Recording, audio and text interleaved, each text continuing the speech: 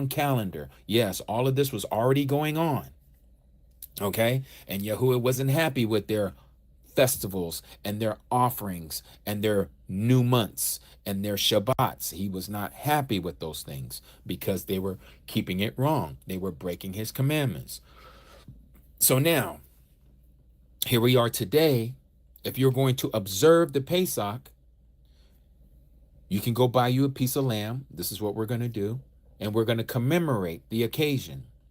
It's not going to meet all of the Levitical priesthood and what we were supposed to do according to the Torah. No, this is a commemoration. We're celebrating this time before Abba Yahuwah. And so what would we do? We would cook the lamb and we would eat it in the evening. So that whole day, we would be cooking it during the daytime. We're going to be cooking the lamb. And when evening comes, when that sun goes down under the horizon, we're going to break out with the Passover. This is when we're going to eat. But let me not get ahead of myself, because we're going to follow the footsteps of the Messiah. When we go into the New Testament, the Brit HaKadosh, we're going to see how he kept it with his disciples. And it's going to tell you, and it's going to show you when he did it, when he was unalived, when he was resurrected, and how all of this fits perfectly according to what the Messiah says. Because after all, he is the Word. He is the Torah. He is the law manifested. So you best believe he's going to keep his high days, his appointed times, according to what he has given us. He's not going to break his own rules. He's not going to break his own laws. Far be it from him to do such a thing. So I'm going to show you proof. Okay, so now let's go to the next one. Now we're going to go to Luke, chapter 22. Let's read that together.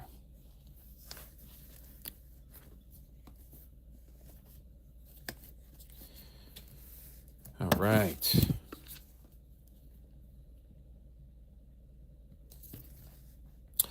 Lucas, chapter 22, verse 1. And the festival of Matzot, or Matzut, drew near, that is called Pesach. Listen to the reading here. And the festival of Matzut, we all know what Matzut is, unleavened breads, right? Drew near. And then it says right here, that is called Pesach, or Passover. And the chief priests and the scribes were seeking how to unalive him, for they feared the people. And Shaitan entered into Yehuda, you may know him as Judas, who was called from Kirioth, or Iscariot, who was numbered among the 12 disciples.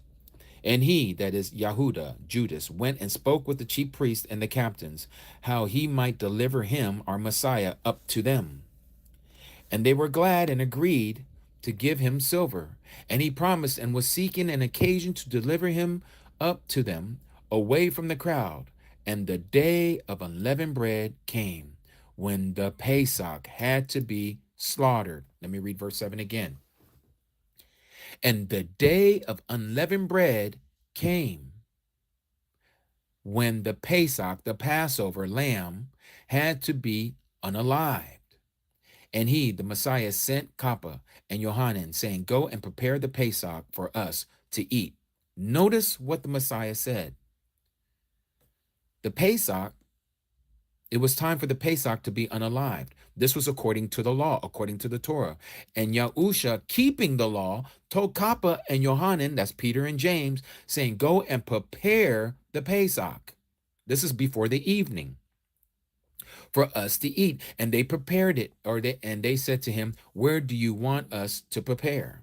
And he said to them, see you to enter into the city, a man shall meet you, and carrying a jar of water, follow him into the house where he enters. And you shall say to the master of the house, the teacher, the rabbi, says to you, where is the guest room where I might eat the Pesach with my taught ones, with my disciples, the Talmudim? And he shall show you a large furnished upper room. Prepare it there. Okay. Now let me prop this side up here as I continue to read. And it goes on and says, and when the hour had come, he sat down, and the 12 emissaries with him. And he said to them, With desire, I have desired to eat this Pesach with you before my suffering. For I say to you, I shall certainly not eat of it again until it is fulfilled in the reign of Yahuwah Elohim, until it is completed or accomplished in the reign, the kingdom of our mighty one. And taking the cup, giving thanks, he said, take this and divide it among yourselves. For I say to you, I shall certainly not drink of the fruit of the vine until the reign of Yahuwah Elohim comes. And taking the bread, giving thanks, he broke it and gave it to them, saying, this is my body that is given for you. Do this in remembrance of me. Likewise, the cup also, after supper, saying, this cup is the renewed agreement. Notice the two words there. Yours may say new, and then it'll have this word. It's renewed, not a new, a renewed agreement in my blood or in my dam that is shed for you. But see, the hand of him delivering me up is with me on the table. And we know who he's talking about there. But again, this here, very key, verse 20, this cup is the renewed agreement. What is the renewed agreement? What is the renewed agreement? Let me show you. Do you guys remember what we just read? Let's go back here to Exodus 34.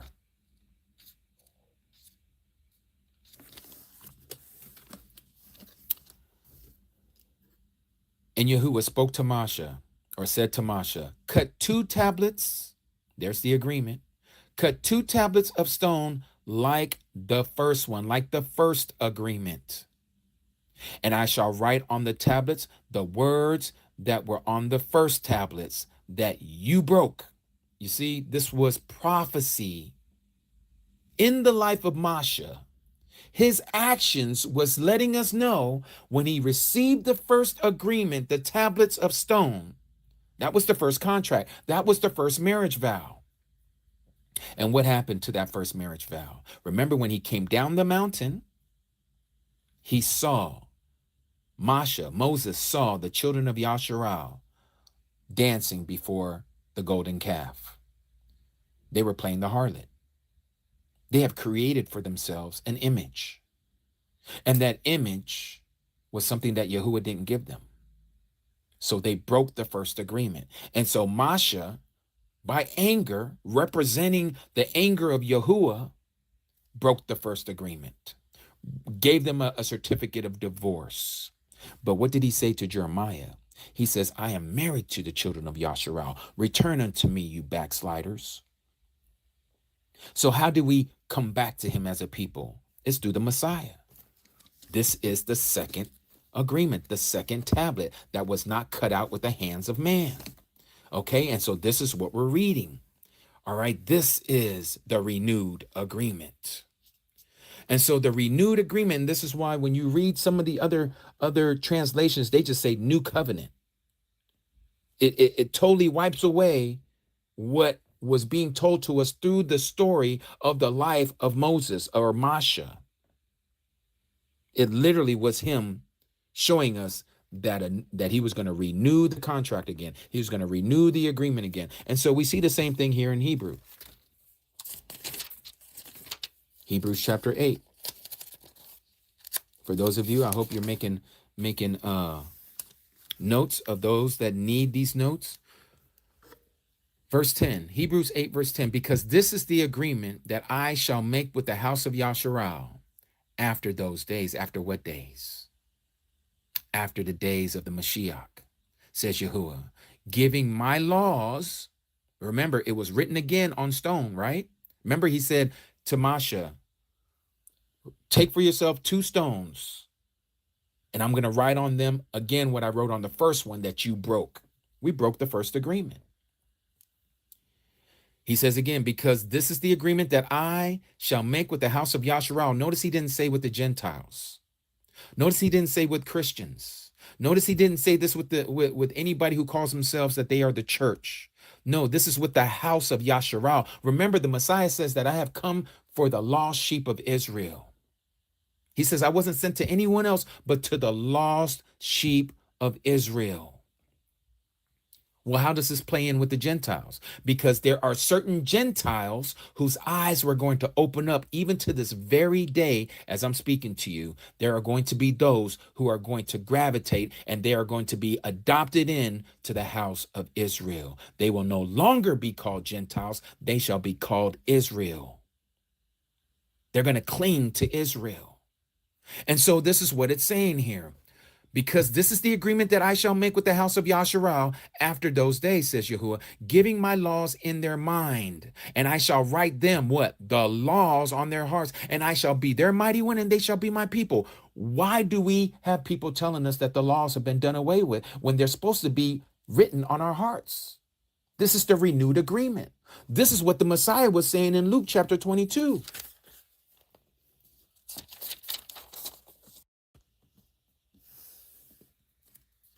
What did he say here?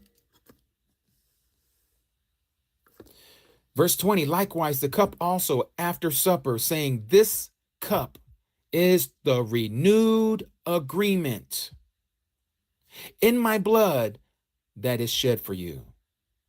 This is why he kept telling us, if you love me, keep my commandments. So we know that the commandments are to be followed. We know that the commandments haven't been done away with. There are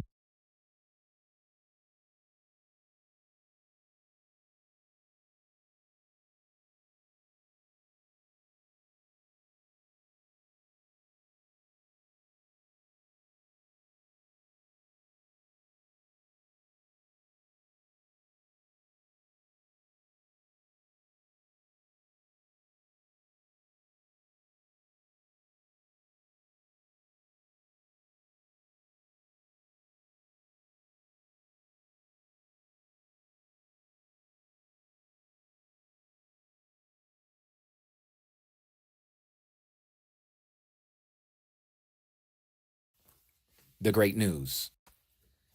Matthew is the only one that we still have that is written in Hebrew.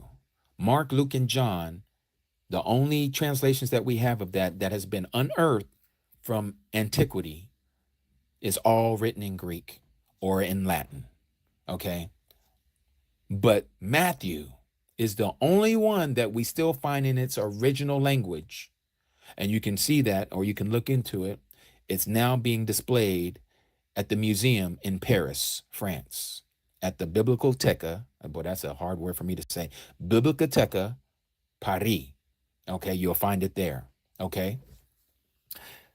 So Matthew, some translations you'll see, you can look it up. Shamtob, Shemtob, okay, which is another name for Matthew, written in Hebrew. And you'll find there that it is probably the best copy that we have of the life of our Messiah and what he did during his time that he was here with us. So we're going to start, and we're going to pick this up from the time of the Passover. So let's go to Matthew chapter 26. Now we're going to do this with the calendar, okay? Not the calendar known as the Gregorian calendar. We're going to talk about this Gregorian calendar and how they have screwed this up. So we're going to go from Matthew, Mark, Luke, and John. I hope you guys can stick with me and stay with me. This is going to show proof that there has been some alterations to the New Testament. It doesn't make it to where we no longer believe in the New Testament, because we have to look between the lines of these lying pens of the scribe, and you can see where Rome wanted to remove the Hebraic understanding of what our Messiah did. Okay? They wanted to understand this whole Good Friday and the triumphal entry, okay, and this Palm Sunday and him resurrecting on a Sunday, all that mess. You're going to see it in these other books called Mark, Luke, and John. You're not going to see it in Matthew. And this is why when I share this with you all, and I'm going to share it with you again, you're going to see it for yourself. There's a reason why the Messiah, and while I'm saying this, I want one of you to look up for me, because I didn't look it up earlier, where the Messiah said to the Pharisees and Sadducees, no sign shall be given to this adulterous generation but the sign of Jonah. As Jonah was in the belly of the fish for 3 days and 3 nights, so shall the son of Adam be in the belly of the earth for 3 days and 3 nights. Please, someone look that up for me. where he said to the Pharisees that he is going to be in the belly of the earth for 3 days and 3 nights. Please look that up for me and share it with us here in the comments. Thank you. Let's see who gets it first. There it is, Matthew 12. All right. So let's read that real quick. Let's go to Matthew 12. Tudata, everyone. Tudata Aki Emmanuel. Great to see you here. Shabbat Shalom Ma'at. Okay, so let's look at this. Let's look at this.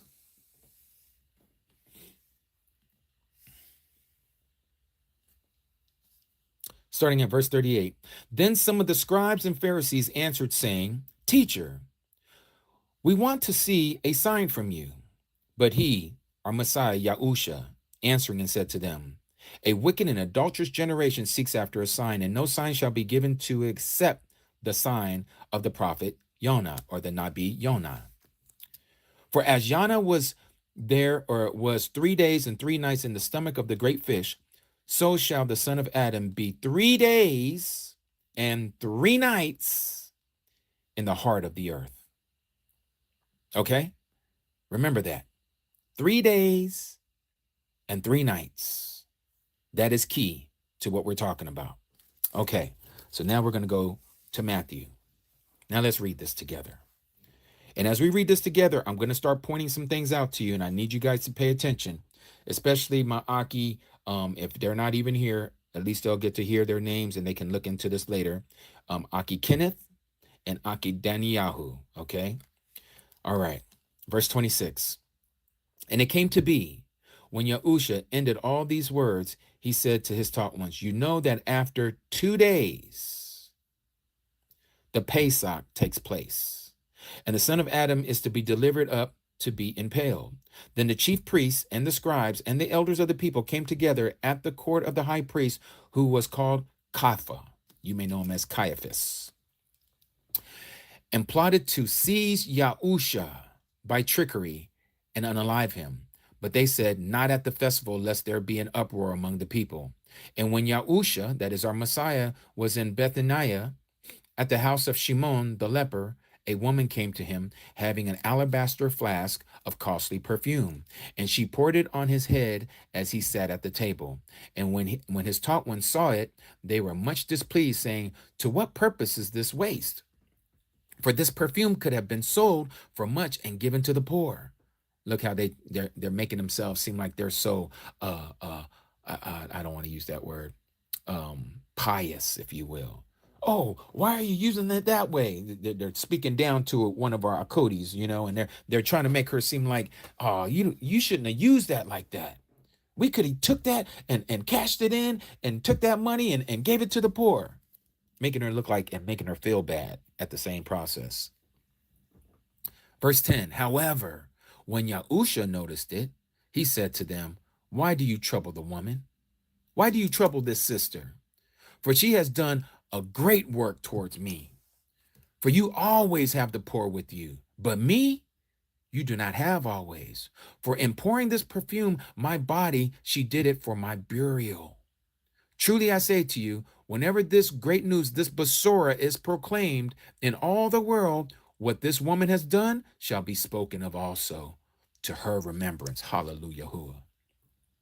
Then one of the 12, called Yehuda from Kirioth, went to the chief priests and said, what would you give me to deliver him to you? And they counted out to him 30 pieces of silver. And from then on, he was seeking an occasion to deliver him up. Now, remember it says here, you know that after 2 days, the Pesach takes place. Notice here, at the very end here of this passage, and from that moment, he was seeking, that is Judas Iscariot, Yehuda the Iscariot. He was looking for an occasion to deliver him up. So now some time has transpired. Now here we are, 2 days have passed now, because notice what it says here.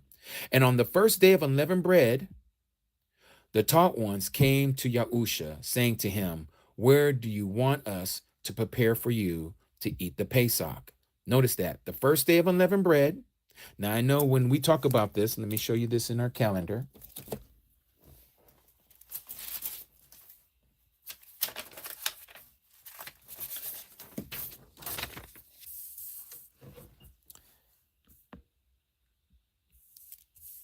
Here's the 14th, okay? This here is the first day of unleavened bread. You see it here, day 1, unleavened bread, all right? This is for the 7 days, 2, 3, 4, 5, 6, 7. This is the 7 days of celebration that we're told about in Leviticus chapter 23 about Shabbat, Matzot. So let's read that real quick, and we're going to come back to this passage in Matthew 26. Let's go to Leviticus chapter 23. And for those of you who don't know where all the feast days are, that's where you're going to find it. All the feast days that we are commanded to keep is in Leviticus chapter 23. Okay. Some people say, well, I saw that there is these other feasts that, the Feast of Olives and look, don't confuse yourself with that stuff. Let's keep it plain and simple. All right. If you want to do those extracurricular things, you can, but these are his set apart days that he has told us. So now let's talk about the Feast of Unleavened Bread right here in verse 6, chapter 23, verse 6. And on the 15th day on this month is the festival of Matzot, that is unleavened bread, to YaHUsHa. 7 days you eat unleavened bread. Okay. On the first day, you have a set apart gathering. You do no servile work, and you shall bring an offering made by fire to YaHUsHa for 7 days. And on the 7th day is a set apart gathering. You do no servile work. So we notice on the first day of that week of this celebration of the 7 days of unleavened bread, and the last day, the 7th day, is also a set apart day. We know that to be a high Sabbath. So the first day is a high Sabbath, and the last day is a high Sabbath. Okay, remember that, high Sabbath. This is not your weekly Sabbath. The weekly Sabbath is different. Okay, 6 days work is to be done, but the 7th day is a Sabbath of rest. All right, this is not that. First day of unleavened bread is going to be on the 15th day. The last day of unleavened bread, 7 days later, is going to be on the 21st day. So this, you'll see, again, is reflected on our calendar. 15th day, there's the number 15. 21st day, again, 7 days you're to eat unleavened bread. 1, 2, 3, 4, 5, 6, 7. So why are they calling the Pesach, the 14th day, part of the unleavened bread week? Because again, as you read earlier, and you're going to see this also, I'm going to show you from the new and the old. Remember what we read? Let's go back to Luke chapter 22. Let's look at this again.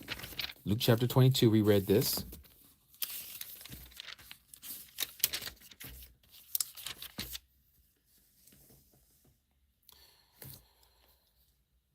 Verse 1, chapter 22, verse 1 of Luke.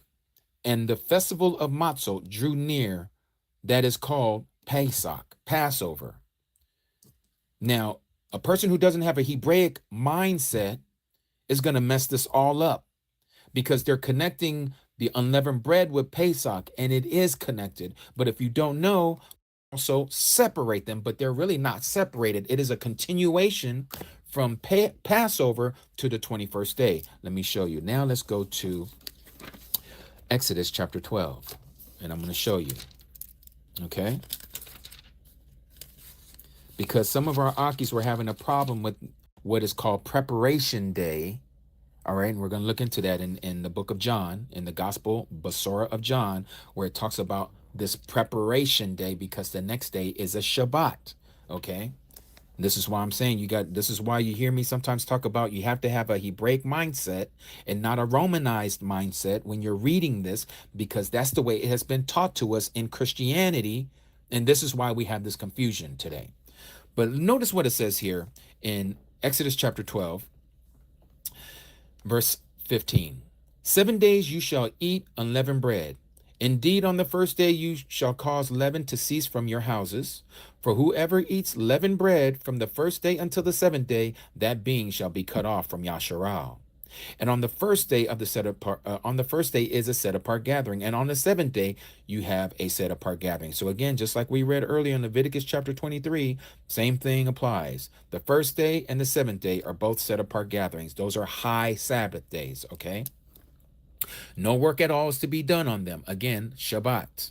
Okay, not weekly Shabbat, but for this specific feast day, you have two Shabbats besides the weekly Shabbat that falls right in the middle. Only that is eaten by every being that alone is prepared by you.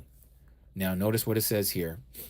And you shall guard or keep the festival of matzot, that is unleavened bread.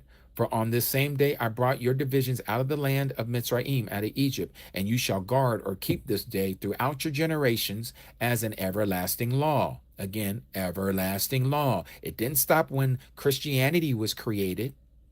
That was created 300 years after the Messiah left. Had nothing to do with this. No, they done flipped the script and gave us a Romanized religion called Christianity. But let me digress. Verse 18. In the first month of the 14th day of the month, in the evening, you shall eat unleavened bread. Notice 14th day. This is why we know that the Passover is part of the week of 7 days known as the Festival of Matzot. Notice again, the 14th day of the month, in the evening, you shall eat unleavened bread until the 21st day of the new month in the evening. Okay? So again, from the 14th day to the 21st day, it's literally telling you. So now let's go back and look at this. Where is my calendar? Here it is. Let's look at this again. Remember, 15th day, okay, this is the first day of unleavened bread that we know of. As we're told in Leviticus 23, 7 days you are to eat unleavened bread. 15th, 16th, 17th, 18th, 19th, 20th, 21st, okay? Notice again, we have here on our calendar, high Sabbath. Again, first day, where is it here? High Sabbath, starting in the evening, okay? All right, now, let's go back and look at this. But we're told the 14th day we're supposed to start in the evening. 1, 2, 3, 4, 5, 6, 7 evenings. But it says to go to the 21st, didn't it? Yes.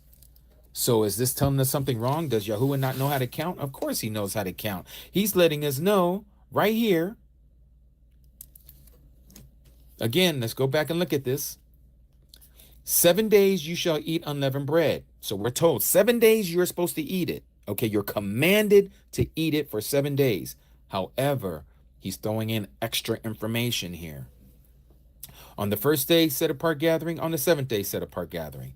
No work is to be done at all, only that which is prepared for you, okay? 17, you shall guard the festival of Matzot. On the same day I brought you and your divisions out of the land of Egypt, and you shall guard this day throughout your generations in everlasting law. In the first month, on the 14th day, that's Passover, of the month, in the evening you shall eat unleavened bread. When are we supposed to eat the unleavened bread? With the Pesach, with the Passover, on the 14th. This is why we do the unleavened bread and the wine. This is what the Messiah says. He says he was waiting to do this Pesach with his Talmudim, with his disciples. He said, I've been waiting to do this with you. He says, I'm not going to do this again until the king comes. When did he do this? He didn't do this on the 13th. He didn't do this on no 13th. He did this on the 14th. He's keeping law. Okay? So then it goes on and says, for 7 days, no leaven is to be found in your houses. For if anyone eats what is leavened, that same being shall be cut off from the congregation of Yasharal. Whether sojourner, that is a foreigner, one who is not native born, or a native of the land. So this is DNA Yasharal and those who have been grafted in as Gentiles. Do not eat that is leavened in all your dwellings. You are to eat unleavened bread. So I think we've established that. So now let's go back to Matthew chapter 26. Matthew chapter 26, remember, they asked him, where do you want us to prepare the Pesach? Okay. Notice here, Verse 17, and on the first day of unleavened bread, notice they say on the first day of unleavened bread, the taught ones came to YaHUsHa, saying to him, where do you want us to prepare for you to eat the Pesach? Now, if we put this together with what we read in Luke chapter 22, as Luke describes it to us, they're speaking of the same moment, okay? Now, the difference here is Luke wasn't one of the 12 disciples. Let me say that again. Luke, who wrote the Gospel of Luke, was not one of the 12 disciples. He was a disciple of Paul, okay? Matthew, on the other hand, he was one of the disciples. This is the tax collector, as you all know. Okay, Matthew wrote this book. So here again we see, verse 17, and on the first day of unleavened bread, the taught ones came to YaHUsHa, saying, where do you want us to prepare you to eat the Pesach? Notice the first day of unleavened bread. Then we go here to Luke chapter 22. And the festival of Matzot drew near, that is called Pesach. Okay? So we see that this is talking about the same time. Now, if we go down a little bit, verse 7, and the day of unleavened bread came when the Pesach had to be unalived. Well, when is the Pesach supposed to be unalived? Notice what it says here. The day of unleavened bread came when the Pesach had to be unalived. What do you mean it had to be unalived? And why on this day? Because there's specific instructions according to the Torah, and we're going to go there now, because I want y'all to understand this did not happen on any other day but the 14th of the first month. Not on the 13th, not on the 15th. It was specifically on the 14th. So let's go back to Exodus chapter 12, where it talks about the very first Pesach.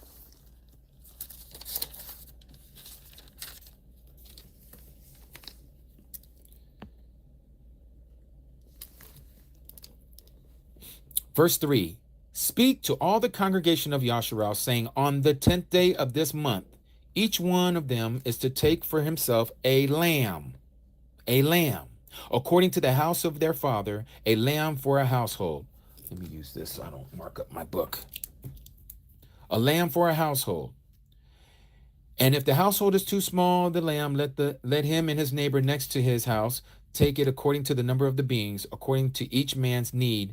You make your count for the lamb. Let the lamb be a perfect one, a year-old male. Take it from the sheep or from the goats. This is why I was talking about you can have either sheep or goat as the Passover lamb. And you shall keep it. Notice this, and you shall keep it. Keep what? That live goat or that live lamb until the 14th day of that same month. Then all the assembly of the congregation of Yasharal shall do what? They're going to do what? They're going to slay it at the evening. You may see here that I had to take out between and evenings because the scriptures decided to go a little extra and they want to make everything between the evenings. There is a time and place when that is to be given to us in scripture, but this was not the point and they messed it up. But anyways, you'll read this in other translations like the King James Version, which is not my favorite, but you'll see it says it a little different. So let me take you there. Here's the KJV, Gideon edition. Let's go to Exodus chapter 12.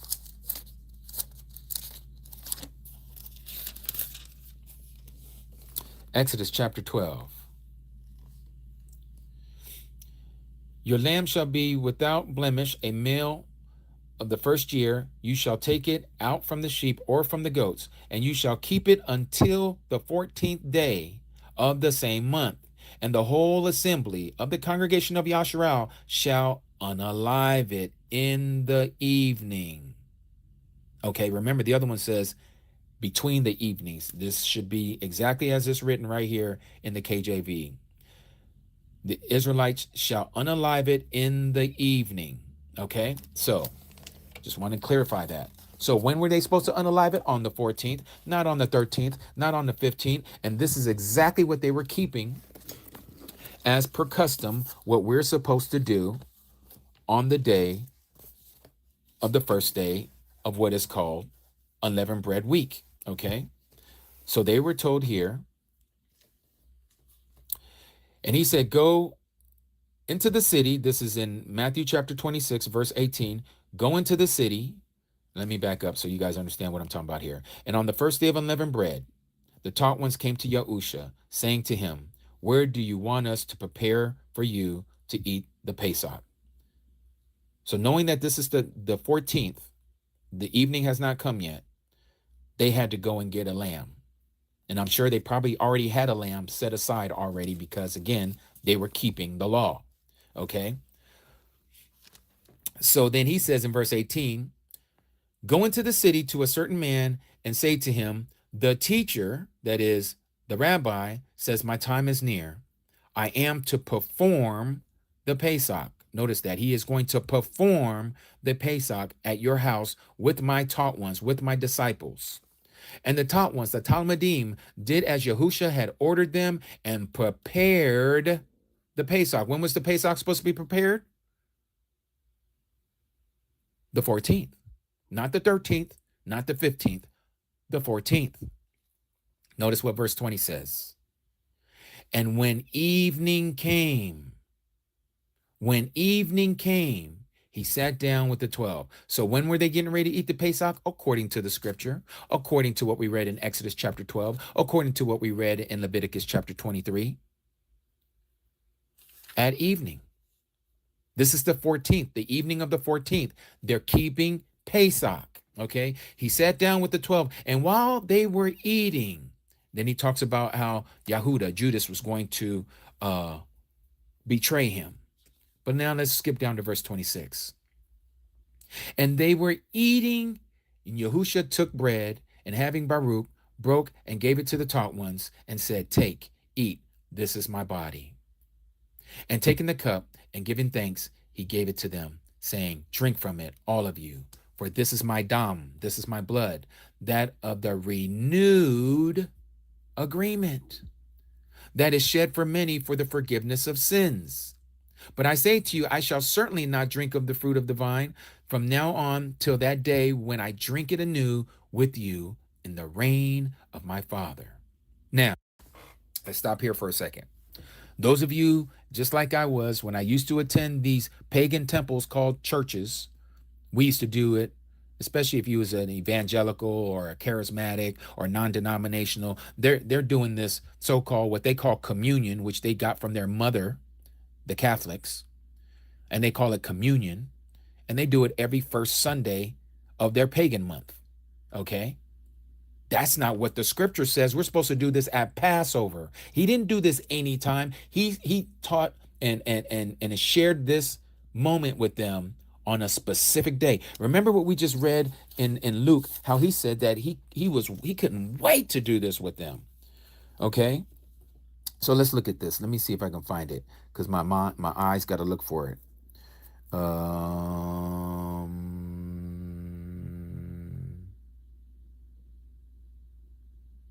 Okay, verse 15. This is Lucas chapter 22, verse 15. What does he say here?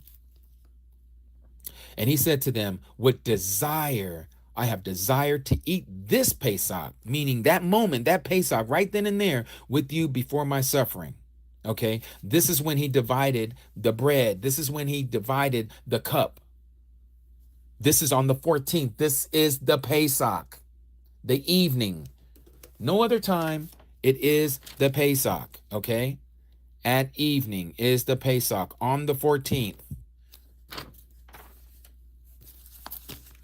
So now we're going to get into when he was unalived. So it says here, and when evening came, he sat down with the 12. And then we went to verse 26, and he broke and gave them the bread, and he gave them the drink. And he said, for this is my dam, that is for the renewed agreement, that is shed for many for the forgiveness of sins. Okay, so this happened that night. Remember, they started the Pesach in the evening, according to scripture. All right, they performed it by the law, the 14th in the evening. So now let's go to the next page. Verse 30 of Matthew 26. And having sung a song, they went out to the Mount of Olives.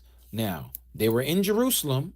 Now they're going to east of Jerusalem, which is where Mount of Olives is. So if you can picture this in your mind, they left the gates of the city of Jerusalem, and they walked up towards this hill that was east of Jerusalem called the Mount of Olives. And they go to this area called the Garden of Gethsemane. Okay.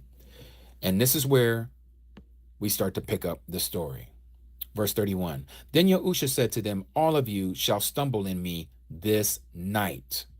Remember, they just started eating the Pesach that evening of the 14th.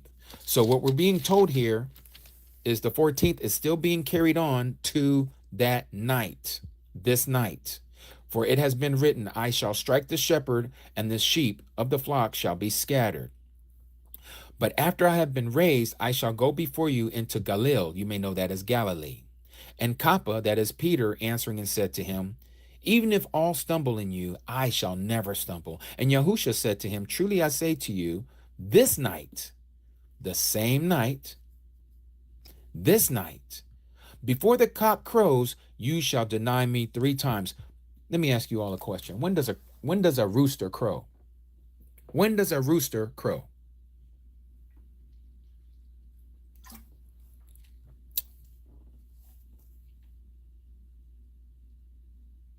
That's right. That's right, Dawood.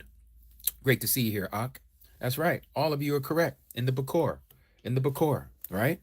When that sun starts to come up, that rooster is going to cock-a-doodle-doo, right?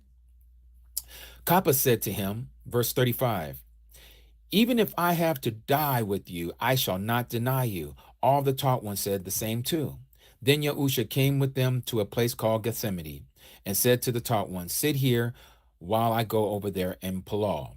So he does this 3 times, right? And all 3 times they kept falling asleep. And he said here, and he left them and went away again and Palal the 3rd time, saying the same words. Then it goes on and says, then he came to his taught ones and said to them, still sleeping and taking rest? See, the hour, the moment has come now that the Son of Adam is to be delivered up into the hand of sinners. Rise, let us go.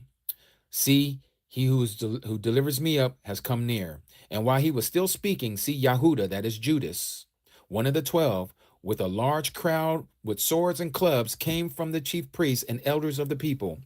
And he who was delivering him up gave them a sign, saying, whomever I kiss, it is he. Seize him. He betrays him with a kiss, right? The kiss of Judas. And going straight up to YaHUsHa, he said, greetings, Rabbi, and kissed him. And YaHUsHa said to him, friend, why have you come? Then they came and laid hands on YaHUsHa and seized him. And look, one of those with YaHUsHa, which we know this to be Kappa, also known as Peter, put out his hand and drew his sword, and striking the servant of the high priest, he cut off his ear. Then YaHUsHa said to him, return your sword in its place, for all who take up the sword shall die by the sword. Excuse me. Verse 53. Or do you think that I am not able to Palal to my father now, and he shall provide me with more than 12 legions of messengers? Now, this word right here, this is a Latin phrase. This is a Latin word. Hebrews would not use a word like legion. Okay, the word legion has a lot to do with an accompaniment of soldiers. Okay, like today in the Americas, in the United Snakes of America's military, they use a different word. They'll, instead of using legion, they'll use a word like company, like in the Army. We're with Company Bravo, or we're with Company Delta, or in the Air Force, they would say squadron. Okay, we're with the 153rd Squadron or the 52nd Wing Squadron. Well, this is what this legion word is. This legion is connected. It's synonymous with the regiments of the Italian military. Okay, so this again lets us know that they snuck in a Latin phrase here. All right, well, let's continue. How then would the scriptures, when you see the word scriptures in the New Testament, it's always, not one time, it's always pointing back to what we have misnamed the Old Testament. Scriptures is always talking about the Tanakh, what we have mislabeled Old Testament. It's never, ever talking about the New Testament. Because why?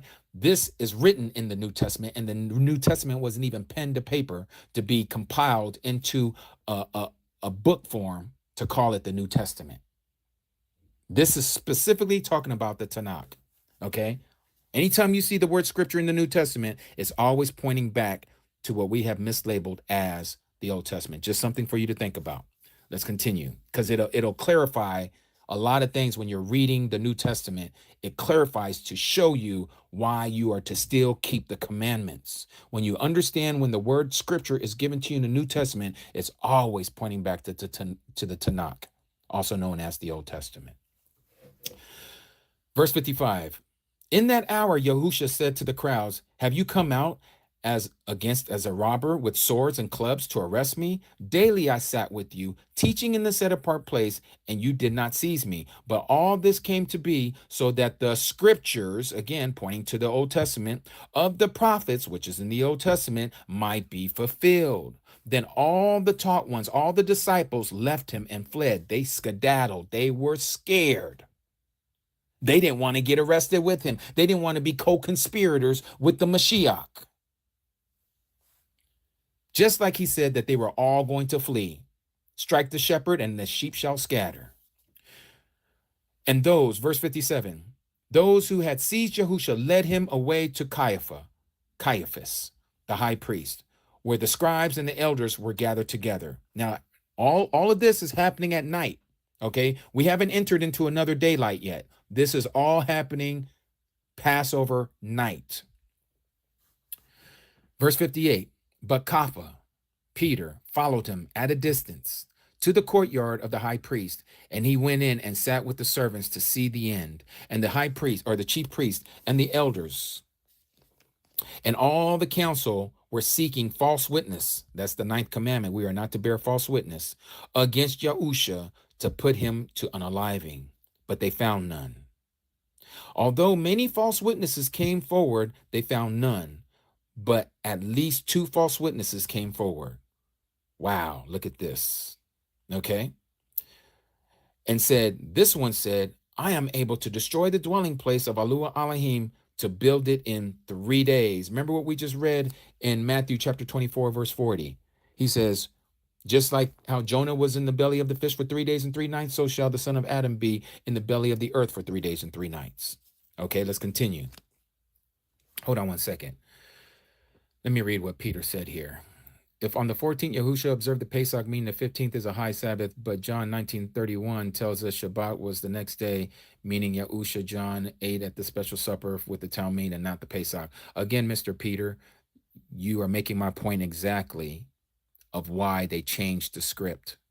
Please hold on for a second. Let me continue what I'm doing, and we're going to deal with John chapter 19, because again, John chapter 19, Mark chapter 14, Luke chapter 22, they've all been twisted to give you the understanding of a good old Friday. Saturday, he rested in the tomb, and then he woke up on the first day of the week. Nowhere. That's nowhere in scripture. But let's continue, okay? Let me not get cross-sighted here. Okay, Peter? Let me continue. Yes, you're very welcome. Because I want you to see this, Peter, and I want everyone to see this, how they've lied to us. And it's going to make sense to you. That's why we had to read Matthew chapter 12 to see what the Messiah says. He says, no sign shall be given to you. And we know our Messiah doesn't lie. If he says that Jonah, just like he was in the belly of the fish for 3 days and 3 nights, and he's using that to say he's going to be in the belly of the earth for 3 days and 3 nights, then we're going to take him at his word, and we're not going to take the customary teachings that we've been given falsely by the Catholic Church and that has been given to the daughters that we call Protestantism. So let's continue. So it goes on and says this. YaHUsHa said to him, you have said it. Besides, I say to you, let me see, did I miss something? Stood up and said, oh, yes. Let me continue. This one said, I am able to destroy the dwelling place of YaHUsHa Elohim to build it in 3 days. And the high priest stood up and said to him, have you no answer to make? What do these witness against you? But YaHUsHa remained silent. So the high priest said to him, I put you to oath by the living YaHUsHa Elohim, the mighty of mighty ones, that you say to us, if you are the Mashiach, the son of YaHUsHa Elohim. YaHUsHa said to him, you have said it. Besides, I say to you, from now on, you shall see the Son of Adam sitting at the right hand of the power and coming on the clouds of the Shamayim. Then the high priest tore his garments and saying, he has blasphemed. Why do we need to hear any more witnesses? See, now you have heard it. Wait, let me say that again. See, now you have heard his blasphemy. What do you think? And they answering and said, he is liable to death. Then they spat in his face, beat him, and others slapped him, saying, prophesy to us, Mashiach. Who is the one who struck you? And Kappa sat outside in the courtyard, and a servant girl came to him, saying, and you were with YaHUsHa of Galilee. But he denied it before them all, saying, I do not know what you say. This is the first one that he denied him, right? Remember, he was supposed to deny him 3 times. And as he was going out into the porch, this is Kappa, Peter, another girl saw him and said said to those there, and this one was with YaHUsHa of Nazareth. But again, he denied with an oath, I do not know the man. And after a while, those who stood by came to him and said to Kappa, truly you are one of them too, for even your speech gives you away. Then he began to curse and swear, saying, I do not know the man. I mean, I can just imagine what Kappa must have said at this point. He was probably so scared, and he's trying to be adamant to the people so they won't grab him and drag him into the Sanhedrin court as well, so that he'll be standing right next to the Mashiach getting slapped and getting spit on and all this other stuff. No, he didn't want none of that. Peter was like, I don't know the man. I don't know anything about this man. 73. And after a while, those who stood by came and said to him, Kappa, oh, wait, back up. Okay, I do not know the man. Verse 74. And immediately a cock crowed, a rooster crowed. So this lets us know the sun is about to come up.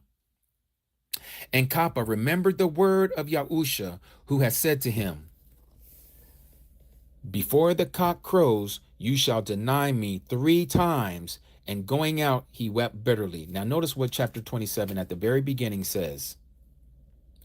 And morning, Bakor, having come. This is the next day.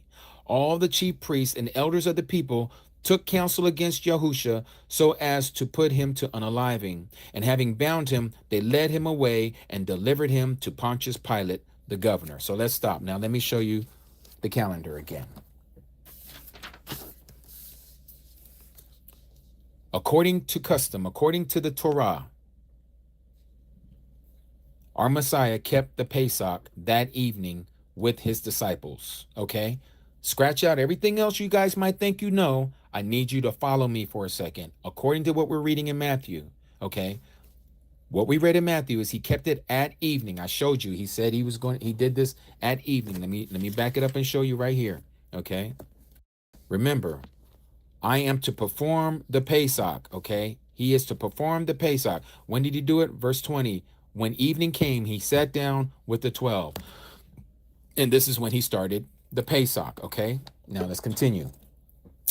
Now, we just read how he was interrogated all that night. He was arrested that night, taken to Caiaphas, the high priest. They spit on him, slapped him, all this other stuff. And they said, okay, well, we're going to put him to unaliving. We're going to unalive this person, okay? This false Messiah in their brain. So they took him to Pontius Pilate. When? Chapter 27 says in the morning. That's the very next day. The very next day. Now, for those of you who don't know, we don't follow the Jewish custom of this teaching that the day begins in evening, okay? It doesn't start in the evening. That's a whole nother topic or discussion, and I can't get into that right now because we'll be going all over the place. Just understand that a day begins when the sun rises, okay? A day begins at sunrise, and this is what we're seeing here, okay? So that night, he was being interrogated. The very next day, he was brought to Pontius Pilate. Now it's the morning of the 15th. Now let's continue picking up the story.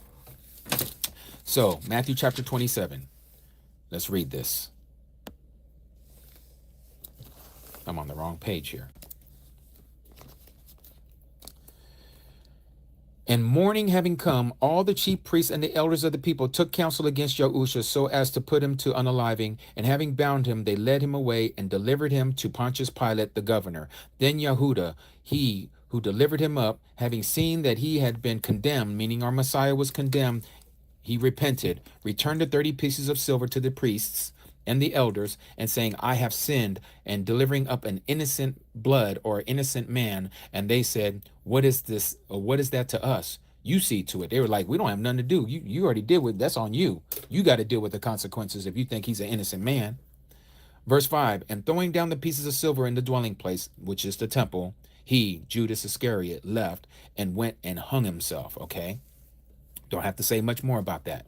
And the chief priest took the silver pieces and said, it is not right to put this into our treasury, seeing that they are the price of blood. So they took counsel and bought them the potter's field for the burial of strangers or foreigners. Therefore, that field has been called the field of blood until today. Then was fulfilled what was spoken by Yirmiyahu, that is Jeremiah the Nabi, the prophet, saying, and they took the 30 pieces of silver, the price of him who was pierced, on whom of the children of Yasharal set a price, and gave them for the potter's field, as Yahuwah had ordered me. And so again, this prophecy was fulfilled at this point. Verse 11, and YaHUsHa stood before the governor, and the governor, this is Pontius Pilate, asked him, saying, are you the king of the Yahudim? Are you the king of the Jews? Are you the sovereign of the Yahudim? And YaHUsHa said to him, you say it, pretty much saying, yes, I am. And as he was accused by the chief priests and elders, he answered not. Then Pilate said to him, do you not hear how much they witness against you? And he, the Messiah, did not answer Pontius Pilate, not one word, so that the governor wondered much. And at the festival, the governor used to release to the crowd one prisoner whom they wished. Okay. Again, at the festival. Okay. And they had then a well-known prisoner called Barabbas. You may know him as Barabbas. Barabbas means the son of the father. Bar Abba, son of the father. Okay. So when they were assembled, Pontius Pilate said to them, whom do you want for me to release to you? And they said, Barabbas or YaHUsHa. So he said, Barabbas or YaHUsHa, who is called the Mashiach. For he knew that because of envy, they had delivered him up, or jealousy, right? And as he was sitting on the judgment seat, that is Pontius Pilate, his wife sent to him saying, have none at all to do with that righteous man. Talking about our Messiah. For I have suffered much today in a dream because of him. But the chief priests and the elders persuaded the crowds that they should ask for Barabbas and to destroy YaHUsHa. So imagine for a second, picture this in your mind, that these chief priests, the whole priesthood, okay, these are all Charlemagnes. They're not even true people. They're charlatans. That's what I'm trying to say. They're charlatans. They are not even of the priesthood. They are not Levites. They're calling themselves that. Just like some people today call themselves something that they're not, okay? These Pharisees and Sadducees are getting the crowd all rowdy, probably turning around to the crowd, facing against the Pontius Pilate, and telling everybody in the crowd, to their people, you know, let's say crucify him and to say Barabbas. And so they're over here shouting this, right? Release Barabbas, release Barabbas. And so it goes on and says, so which of the two do you wish for me to release? And they said Barabbas. And Pilate said to them, what then shall I do with YaHUsHa, who is called the Mashiach? They all said to him, let him be impaled. Let him be, as a lot of your pagan interpretation of scripture would say, crucify him, right? And the governor said, indeed, what evil has he done?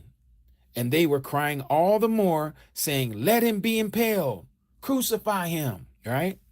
Verse 24, and when Pilate saw that he was getting nowhere, but rather an uproar was started, he took water and washed his hands before the crowd, saying, I am innocent of the blood of this righteous one. You shall see to it, or you deal with this matter. I'm done with this. I wash my hands of this.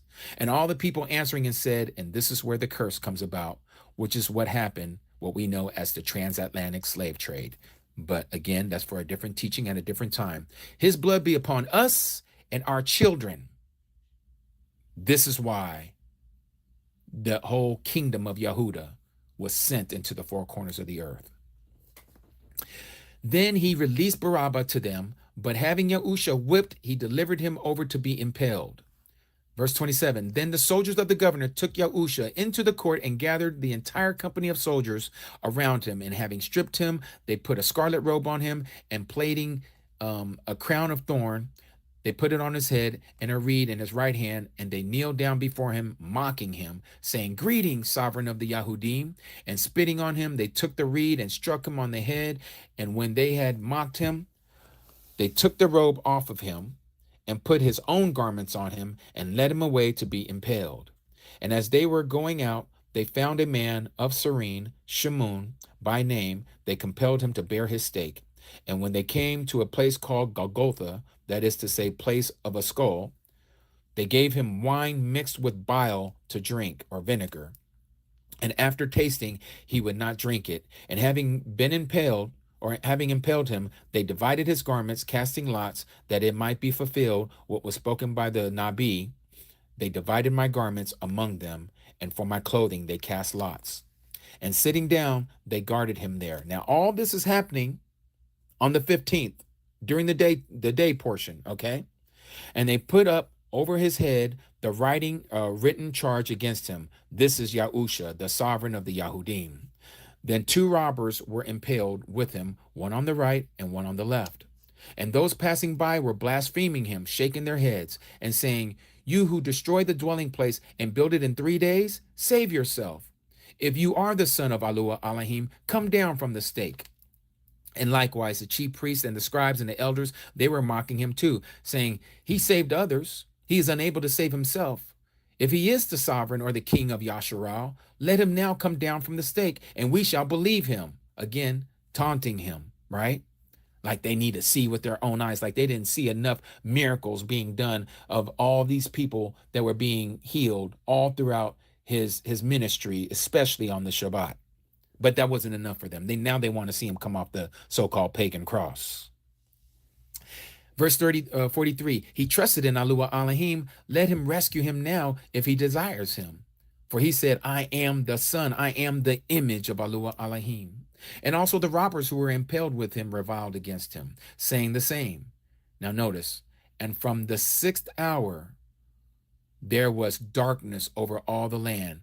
Anybody who knows the 6th hour, that is equivalent to our 12 o'clock. That would be high noon, okay? This would be high noon. All right, this is daytime, still on the 15th. Okay, darkness fell over the land until the 9th hour. The 9th hour would be equivalent to our 3 p.m. 3 p.m., okay, afternoon. Noon, which is high noon, 6th hour of the day. 3 hours later would be 9 hours, or the 9th hour. That would be equivalent to our 3 p.m. All right, still day portion. So it goes on and says, and about the 9th hour, YaHUsHa cried out with a loud voice, saying, "Ali, Ali, lama sabatini," that is, my mighty, why have you forsaken me? Some of those standing there, having heard, said, "This one calls out to Eliyahu." And immediately one of them ran and took a sponge and filled it with sour wine and put it on a reed and gave it to him to drink. But the rest said, leave it. Let us see if Eliyahu comes to save him." And YaHUsHa cried again with a loud voice and gave up his ruach. Now he's unalive. This is on the 15th day. Again, let me show you.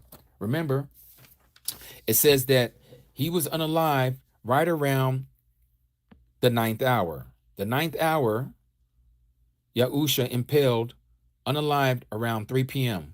Okay? So you see this red line here on our calendar on the 15th day has to do with us splitting the time of the day. This would be the day portion. This would be the night portion. This red line right here is what we would call evening. Okay? Even light, even darkness. Evening. Okay? All right, so let's continue to read.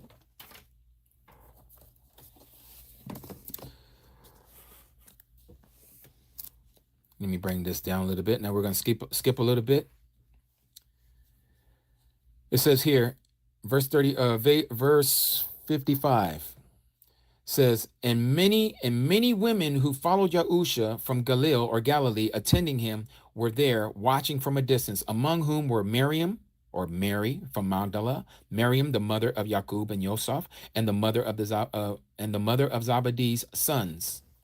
Now notice the word here in verse 57. And when evening came, there came a rich man from Arimathea, this is Joseph, right, named Joseph, who himself had also become a taught one of YaHUsHa. He went to Pilate and asked for the body of YaHUsHa. Then Pilate commanded the body to be given, and having taken the body, Joseph wrapped it in clean linen and laid it in his new tomb that he had hewn out of the rock. And he rolled a large stone against the door of the tomb and went away. And Miriam from Magdala was there, and the other Miriam sitting opposite the tomb.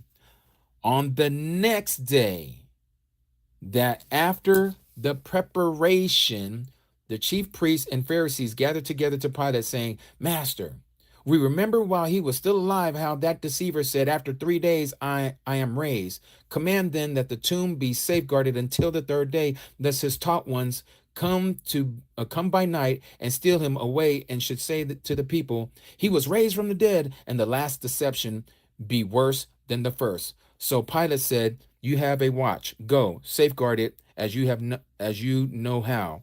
And they went and safeguarded the tomb, sealing the stone and setting the watch. So let's back up. And Miriam from Magdala was there, and the other Mary sitting opposite the tomb. On the next day, okay, so here they are. This is the evening. They just rested the body inside the tomb. This is the 15th, all right? It's the 15th. Evening has just came, all right? This line right here, this red line.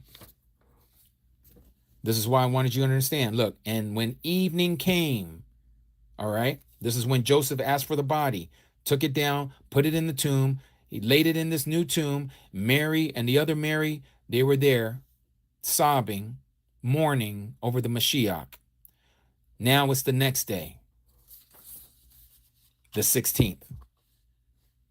This is when he was put into the grave, the first night. The next day has come, the 16th, right? And it talks about how on the next day, that was after the preparation. After the preparation. What was the preparation day? The preparation day is right here. It was the daylight portion. So when you go to John chapter 19, and here we go, this is where we go to John. Let's go to John. Those of you who really need to understand this, please pay attention. I know you guys are having sidebar conversations, but please pay attention, because some of you are going to be the same ones that come back to me and be like, can you explain to me about that? And you wasn't paying attention because you're having these sidebar conversations. So please pay attention, please. Okay? So when we go here, let me hold this portion here. This is why you got to understand and have this understanding, because if you don't know, you're going to be twisted in what you understand. Okay. Now we read this in chapter 27, but now we're going to pick it up in John chapter 19, and you're going to see that it's a little different. This is why we know that they're not harmonious as they want us to believe. There are certain things that they have in harmony, and what I'm talking about is Matthew, Mark, Luke, and John, their accounts of this so-called Passion Week. Okay, but you're going to see that again, the lying pens of the scribes. Then therefore Pilate took YaHUsHa and flogged him. And the soldiers plaited a crown of thorns and placed it on his head, and put on a purple robe on him, and came to him and said, Greetings, sovereign of the Yahudim. And they slapped him in the face. And Pilate went outside again and said to them, See, I am bringing him out to you to let you know that I find no guilt with him. Now, again, this lines up with Matthew chapter 27. This is where he came back out and he says, You do with it. You do what you want to do with it. He said, I'm done. I'm done with this. Right here. And when Pilate, this is verse 24, saw that he was getting nowhere, but rather an uproar was started, he took water and washed his hands before the crowd, saying, I am innocent of the blood of this righteous one. You shall see to it. Okay. So this is the passage that we're talking about here, where they're doing what they're doing to him. And YaHUsHa came outside wearing the crown of thorns and purple robe, and Pilate said to them, See the man. So when the chief priests and the officers saw him, they shouted, saying, Impale, impale, or crucify, crucify. Pilate said to them, You take him and impale him, for I find no guilt in him. The Yahudim answered him, We have a law, and according to our law, he ought to be unalived, for he has made himself the son of Yahuwah Elohim. So this is the charge that they were putting against him, that he was making himself the image of Yahuwah Elohim, the son of Yahuwah Elohim. So when Pilate heard this word, he was more afraid and went back into the palace and asked YaHUsHa, "Where are you from?" But YaHUsHa gave him no answer. Then Pilate said to him, "Do you not speak to me? Do you not know that I possess the authority, the power to impale you, and I possess the authority to release you?" YaHUsHa answered, "You would possess no authority against me if it were not given to you from above. Because of this, he who delivered me to you has the greater transgression." From then on, Pilate was seeking to release him, but the Yahudim shouted, saying, "If you release this one, you are not a friend of Caesar's. Everyone who makes himself a sovereign does speak against Caesar." Therefore, when Pilate heard these words, he brought YaHUsHa out and sat in the judgment seat in the place that is called Pavement, but in Hebrew, Gabbatha. Now notice verse 14. "And it was the preparation day of the Pesach," and they add here week, "about the 6th hour. And he said to the Yahudim, 'See your sovereign.' But they shouted, 'Away, away, impale him.' Pilate said to him, 'Shall I impale your sovereign?' The chief priests answered, 'We have no sovereign except Caesar.' At that time, then, he delivered him to them to be impaled. And they took YaHUsHa and led him away. And bearing his stake, he went out to the so-called place of a skull, that is called in Hebrew Golgotha, where he was impaled, and 2 others with him, one on this side and one on the other side, and YaHUsHa in the middle. And Pilate wrote a title too, and put it on the stake, and it was written, YaHUsHa of Nazareth, the sovereign of the Yahudim. Many of the Yahudim therefore read this title, for the place where YaHUsHa was impaled was near the city, and it was written in Hebrew, in Greek, and in Roman. So the chief priests of the Yahudim said to Pilate, "Do not write the sovereign of the Yahudim, but he said, 'I am the sovereign of the Yahudim.'" And so Pilate answered and said, "What I have written, I have written." Then the soldiers, when they had impaled YaHUsHa, took his garments and made 4 parts, each to a soldier a part, an inner garment. But the inner garment was without seam, woven from top in one piece. So they said to each other, "Let us not tear it, but cast lots for it, whose it shall be." In order that the scripture, again pointing to the Old Testament, might be fulfilled, that says, "They divided my garments among them, for my clothing they cast lots." The soldiers therefore indeed did this. And by the stake YaHUsHa stood was his mother's sister, Miriam, the wife of Kolaph, and Miriam from Magdala. Then YaHUsHa, seeing his mother, said to the taught one, whom he loved, standing by, who is John, the same one who wrote this book. He said to his mother, "Woman, see your son." And then to the taught one, he said, "See your mother." And from that hour, that taught one took her to his own home.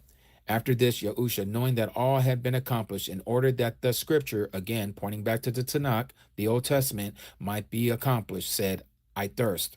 A bowl of sour wine stood there, and they filled a sponge with sour wine, put it on hyssop, and held it to his mouth. So when YaHUsHa took the sour wine, he said, "It has been accomplished." And bowing his head, he gave up his ruach, his spirit. Verse 31, "Therefore, since it was preparation day," again, what we just read, it's the 15th, okay? The day portion, all right? "Therefore, since it was preparation day, that the body should not remain on the stake on the Sabbath, for that Sabbath was a high one." This isn't a weekly Sabbath. This is not your Saturday Sabbath. This is the first day of unleavened bread. Okay, the Yahudim asked Pilate to have their legs broken, that they be taken away. Therefore, the soldiers came and broke the legs of the first and of the other who was impaled with him. But when they came to YaHUsHa and saw that he was already dead or unalive, they did not break his legs. But one of the soldiers pierced his side with the spear, and instantly blood and water came out. And he who has seen has witnessed, and his witness is true. Speaking of the one who wrote this Basora, also known as John. And he knows that What he speaks is speaking the truth in order that you might believe, meaning those of us who are. For this took place in order for the scripture, again, the Old Testament, the Tanakh, to be filled or fulfilled. Not one of his bones shall be broken. And again, another scripture, again, pointing to the Old Testament, the Tanakh says, they shall look on him whom they pierce. And after this, Yosef of Arimathea, or Ramathaim, being a taught one of YaHUsHa, but secretly, for fear of the Yahudim, asked Pilate that he might take the body of YaHUsHa, and Pilate gave permission. Therefore, he came and took the body of YaHUsHa. And Nicodemus, or you may know him as Nicodemus, who at first came to YaHUsHa by night, also came, bringing mixture of myrrh and aloes, about 100 pounds. Ooh, that's a lot. Then they took the body of YaHUsHa and bound it in linen, wrappings with spices, as was the habit of the Yahudim for burial. And at the place where he was impaled, there was a garden, and in the garden was a fresh tomb, in that no one had yet been laid. There, then, because of the preparation day of the Yahudim, they laid YaHUsHa because the tomb was near. Now, let's stop there. Verse 20 takes us, chapter 20 takes us to another one. We're gonna look into that. Now here again, so we're all on the same page. Let's look at this again. Remember, our Messiah, he partook of the Pesach, as it were, on the 14th at evening. I showed you that in Matthew chapter 26, and I'm going to show it to you again, so nobody forgets and says, "Oh no, that's not the right account." Let's read it again. I'm just going to show you real quickly, and I'm going to show you as I'm showing you through the calendar how all of this makes sense. Okay, you're going to see the 3 days and 3 nights that he was in the grave as well. So again, here we see, and on the first day of unleavened bread, this is Matthew 26 verse 17, the taught ones came to YaHUsHa saying, "Where do you want us to prepare for you to eat the Pesach?" Verse 20, and when evening came, he sat down with the 12, and while they were eating, what were they eating? They were eating the Pesach, okay? Again, at evening, they ate the Pesach. That night, he was betrayed by Judas Iscariot, and they came and they arrested him, okay? That was that night. Remember, he says, all of you shall stumble in me this night, okay? They came and got him that night. And then he was in front of Caiaphas all that night, okay? They were spitting on him, slapping him. They were doing all this that night. And then it says, and when morning had come, all the chief priests and the elders of the people took counsel against YaHUsHa, so that to put him to unaliving, and they sent him to Pontius Pilate. So this was the very next day. This was here, preparation day, at the very beginning, at sunrise. Imagine the sun rising at this line right here. This is morning.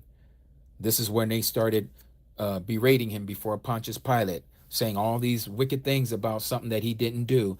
And so this is when Pontius Pilate had him flogged and spit at and slapped, and all this stuff was happening to our Messiah. And then he was turned over to the regiment of the captains of the guards to have him unalived on the tree. Okay, now he was impaled on the so-called pagan cross, as a lot of people like to call it. He gave up his life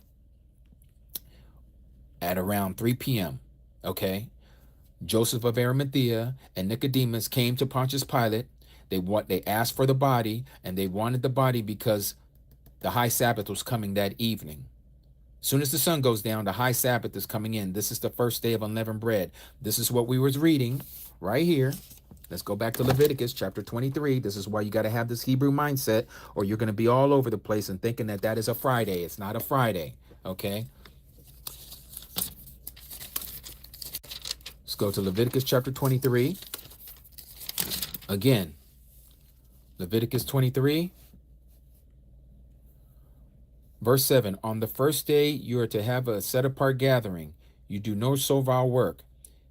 And you shall bring an offering made by fire to Yahuwah for 7 days. On the 7th day it is set-apart gathering. You do no servile work. Well, here we're not told anything about evening, but we know it starts in the evening. It's talking about the Feast of Matzot. Where do we get this information? Let's go to Exodus chapter 12. If we go to Exodus chapter 12, where they kept the first time that they ever kept the 7 days of eating unleavened bread, is right here. 7 days you shall eat unleavened bread. Indeed, on the first day you cause leaven to cease from your houses. For whoever eats leavened bread from the first day until the seventh day, that being shall be cut off from Yasharal. Okay? And on the first day of the set apart gathering, and on the seventh day, you shall have a set apart gathering. No work at all is done. This is the high Shabbat. Remember, Shabbat means rest in Hebrew. Okay? In the English, it means rest, but Shabbat means rest in Hebrew. All right, so here we see no work is done at all on the first day and on the seventh day. So what are we looking at here on this calendar? Right here. No work is to be done, okay? You're not to do no work, all right? Because Pesach is between the evenings. You see those two red lines? There's the first evening, here's the other evening. Pesach is to be observed between the evenings, but the Passover lamb is to be eaten that evening and shall not be carried over till the morning. Anything that you eat of the Passover lamb is to be done by the morning. Okay, so now you enter into this day, which is the 15th. No work is to be done. Right here, this preparation day, no work is to be done. The high Sabbath is coming. All right, so now let's follow. Let's continue. Let me go back to Matthew.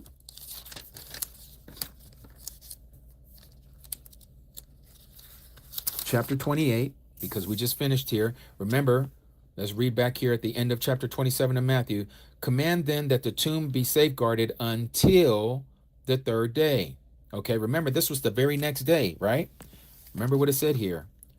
And on the next day, that was after the preparation day, okay, the preparation, the chief priests and the Pharisees gathered together to Pilate, saying, Master, we remember while he was still alive, talking about our Messiah, how that deceiver said after 3 days, he didn't say after, he said on the third day, but they said here, after 3 days, I am raised.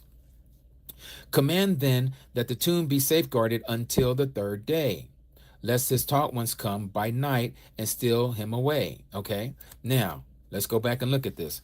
If what we've been told through Christianity is true, and this being the so-called preparation day that they took his body down, here's the next day. It doesn't say anything about this day being the weekly Sabbath. That would be the next day, right? They said it was, but it isn't. Here's the preparation day, all right? This is this would be when when I showed you guys that he ate the unleavened bread, the Pesach, the Passover with the disciples. He was taken here. He was unalived by Pontius Pilate's decree. They put him on the stake. He was unalived. They took his body down, and here he was in the tomb. Okay, so the very next day was here when they went to Pontius Pilate, and they were saying that they wanted somebody to guard the tomb until the third day, because he was talking about how he was going to be raised on the third day. All right. So we know that there is no Friday in this, there's no Saturday in this, and there's no Sunday in this. Okay. So now let's make this make sense. Chapter 28, verse 1. But late in the Sabbath, notice now we see the word Sabbath here. Okay. But late in the Sabbath, as it was dawning, meaning the sun was starting to come up, into day 1 of the week. Now, many of you right now that's hearing my voice, you're saying, see, that's Sunday. No, it's not talking about Sunday. You think it has to do with Sunday, but you see, they were on a totally different calendar than the calendar that you're thinking of, okay? Wipe out all your Sunday, Monday, Tuesday garbage. That's all paganism. Get rid of it. I just want you to see what it says here. But late in the Sabbath, we're talking about a Sabbath day, okay? As it was dawning into day 1 of the week. So it's giving us understanding that this Sabbath has to do with the weekly Sabbath. This is not the high Sabbath. This is not the high Sabbath that his body needed to be taken down because the next day is a high Sabbath. This is not what this is talking about here. Okay? Totally different. Totally different. So let me show you now. Remember what we read in Matthew chapter 12. Let me go back there. What did he say here? Verse 40. 12 verse 40. For as Jonah was 3 days and 3 nights in the stomach of the great fish, so shall the son of Adam be 3 days, 3 nights in the heart of the earth. In the heart of the earth, right?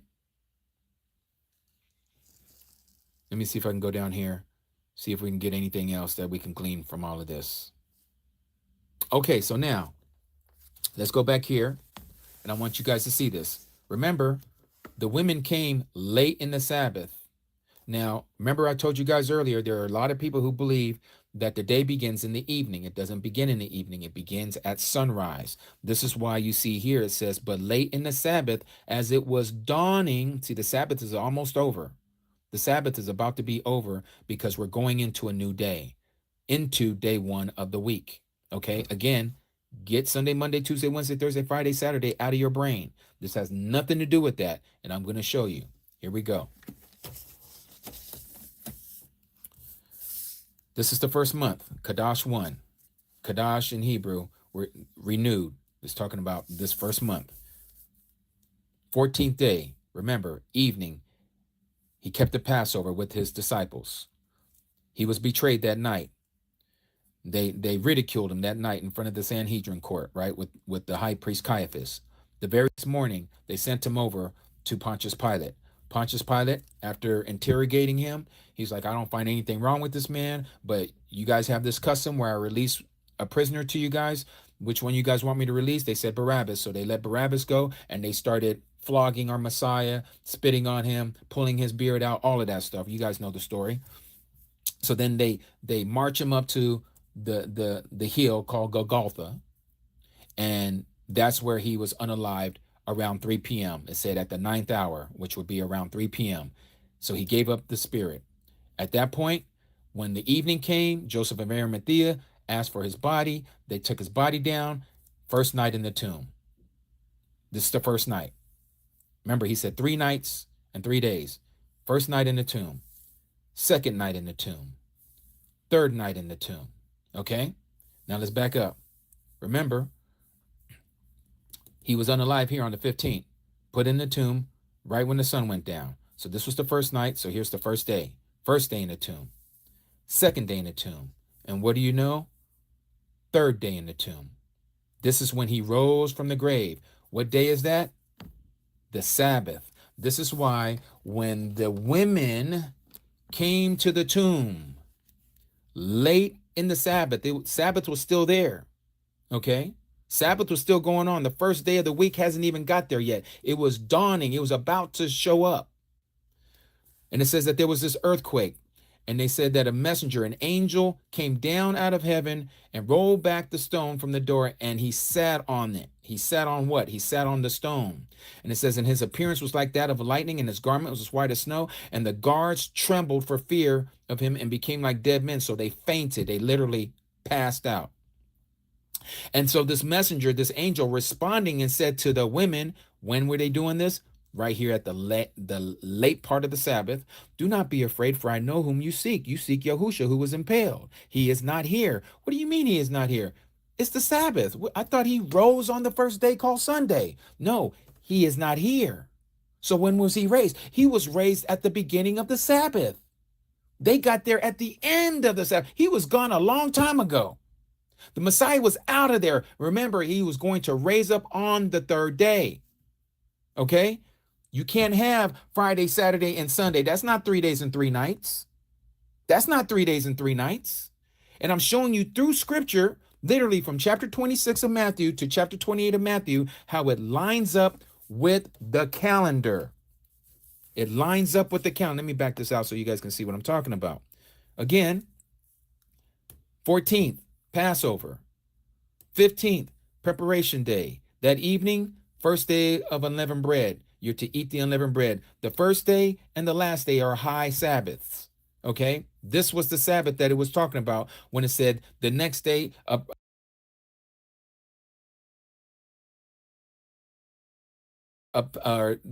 evening you had unleavened bread coming, which was a high Sabbath. It was a high one.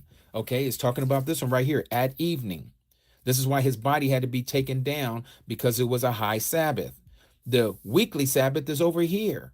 This is why it makes sense that his body was in the grave 1, 2, 3 nights, and then 1, 2, where am I at here? Oh, 1, 2, 3 days. Because remember, here's the Passover. He was unalived here during the daytime. First night, first day. Second night, second day. Third night, third day. Rose on the third day, which is a Sabbath. This is why we know he didn't do it on the 13th. He didn't do the Passover on the 15th. He did it exactly what he said he was going to do. And he came here in the volume of the book because it speaks of him, and he was to fulfill the book. So if anybody tells you that he did it on the 13th, they're lying to you. If they're telling you that he did it on the 15th, they don't understand the scriptures. They don't understand a Hebraic understanding of what is being told to us. This is why you need to know this through a Hebraic mindset, using the calendar that he has given us, and not the Gregorian calendar, and certainly not the Hillel 2 so-called Hebrew calendar that the Jewish people are using today. That is not the calendar, because they have 13 months, and there is no such thing as 13 months. You have 12 disciples, you have 12 tribes. There is no 13th tribe, and there is no 13th disciple. Everything he does is by the numbers. Everything. So all of that being said, if anyone still doesn't see this, I don't know what to tell you. All I can ask that you just go before Abba Yahuwah and ask him to show it to you. But it is very clear, and this also lines up with when he's going to come and resurrect us, when he's going to resurrect us so that we will live before his sight. Okay, if you understand Hosea chapter 6, this lines up with that as well. I'm not going to get into that today, but it lines up. It's the same thing that Martha said to the Messiah, and Mary said to the Messiah when he was talking about Lazarus, how Lazarus had passed away. Let's go to John chapter 6. What does it say there?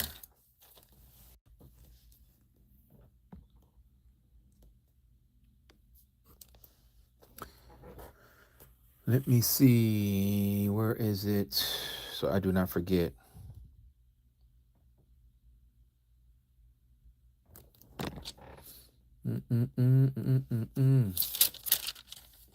Hold on.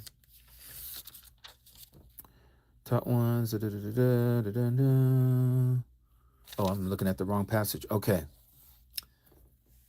Let me back this out. Remember what the Messiah says here. This is the desire. This is Yohanan, John chapter 6, verse 39. This is the desire or the will of Abba, the Father, who sent me, that all he has given me, I should not lose of it, but should raise it in the last day. Why does he use the word last day? Because a day is 1,000 years and 1,000 years is a day. The last day is what we know as the millennial reign. The millennial reign, 1,000 years, that is the 1,000 years of rest.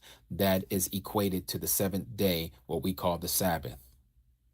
The Messiah is the head, we are the body. If he is going to raise us up in the last day, he was also raised up in the last day of the week. He was raised in the last day of the work week. Right here, the Sabbath. This whole column here is the Sabbath. This is why I say you cannot use Sunday, Monday, Tuesday, Wednesday, Thursday, Friday, Saturday, because these days of the week are not connected to our pagan 7-day week cycle. This 7-day week cycle is connected to the sun, called the sun in the sky. The 7-day week cycle that we follow is not connected to the sun. It's not connected to the stars. It's not connected to the moon. It's just by what they've given us and say, here's your Sabbath. And then the Christians say, here's your first day of the week, the Lord's Day. All of this is not found in Scripture. This was all given to us by the Catholics and by these Jewish people.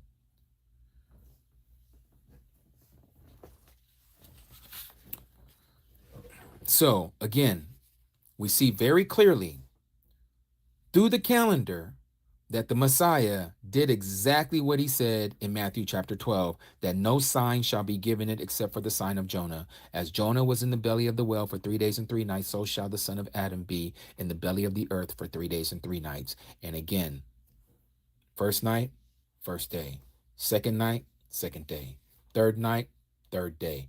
rose at sunrise. This is why even you pagan Christians go to your so-called Resurrection Sundays that you call and renamed it from Easter to Pagan Sunday, Resurrection Sunday, and you have your so-called sunrise service. Okay, that sunrise service, they took that from the truth, because the truth is that the Messiah rose at sunrise, and he rose not only on any day, he rose on the Sabbath day, because that's the day of rest. That's the millennial reign. It represents us being with him, ruling and reigning with him for 1,000 years. We're not in the grave for 1,000 years before he resurrects us on the 8th millennium, which would be the 8th day, a start over again. That's nowhere in scripture. That has been given to us by Rome.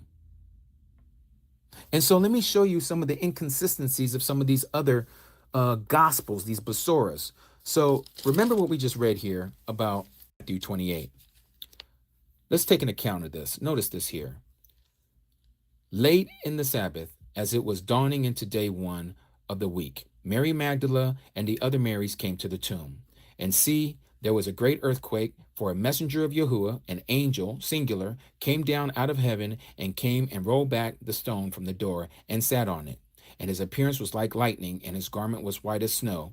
And the guards trembled for fear of him and became like dead men. Okay. And then the messenger responded and said to the women, do not be afraid. I know who you seek, YaHUsHa, who is impaled. He is not here, for he was raised. As he said, come, see the place where the master lay. So now, again, remember, they came. It was still kind of dark because it was late in the Sabbath. The sun was just starting to come up. So this would be what we call dawn. The sun is coming up, the sunrise. Okay. Notice here, there's a messenger, an angel, and this angel rolled back the stone. So now let's go to Mark.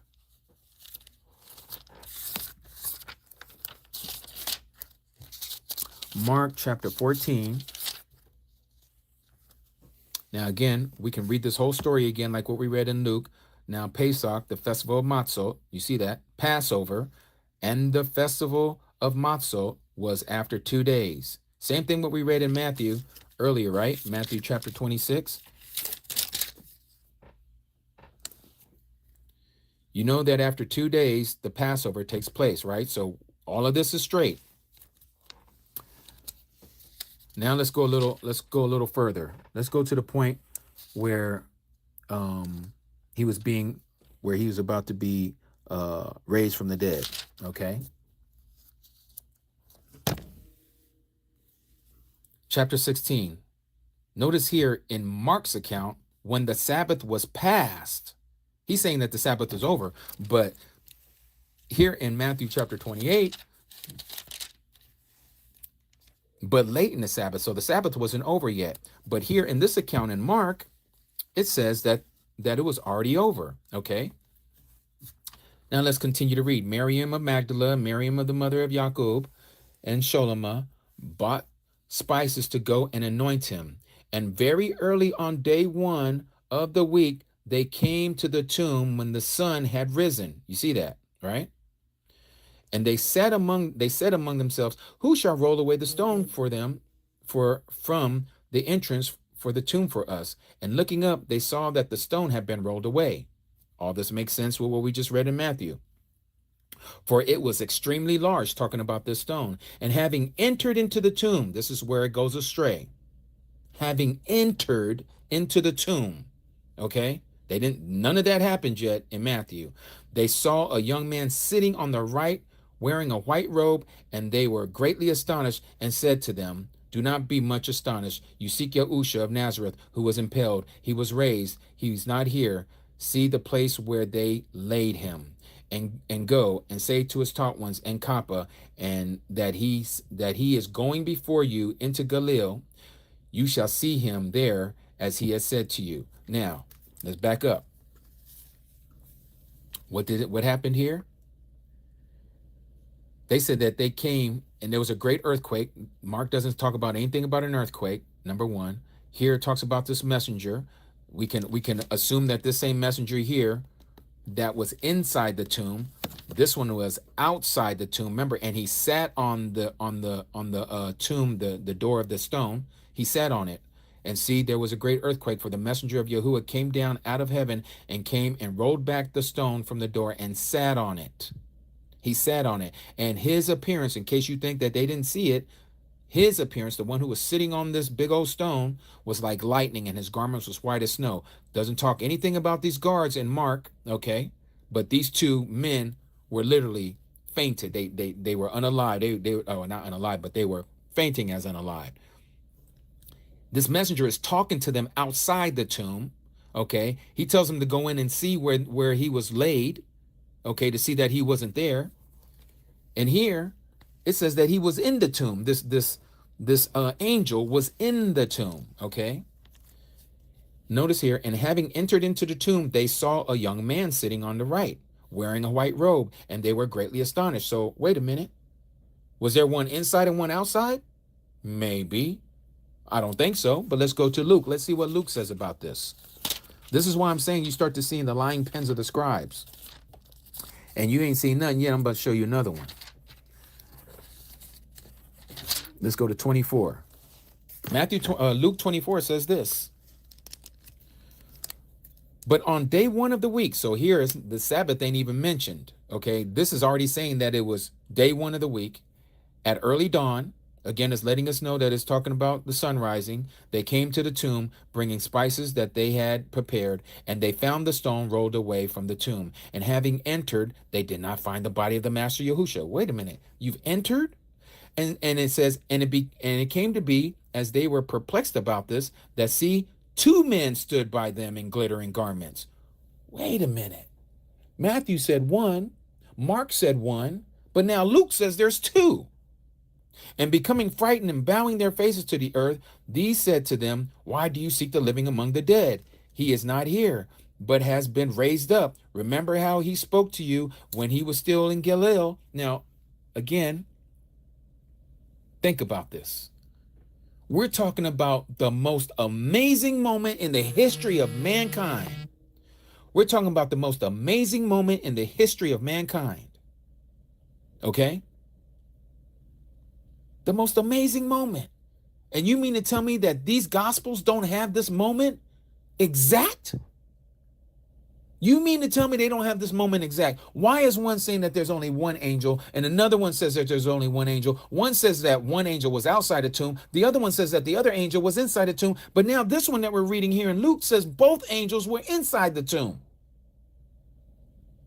All of these cannot be right. Why do I bring this up? Because you'll have people who will bring up these inconsistencies of these so-called gospel accounts, and they'll use it against you to say, see, that's why I'm not believing this whole account of him, this so-called Messiah or Christ or whatever you want to call him being resurrected. Look, we know how Satan works. This is one thing we know for certain, that our Messiah died, he was put in the tomb for 3 days and 3 nights, and he was resurrected on the Sabbath. Okay? This we know. Regardless of what anybody else wants to say or whatever the accounts that was written, do not let that persuade you from believing in the resurrection work of our Messiah and what he has done. Because what I'm showing you right now is the lying pens of the scribes. All of these cannot be right.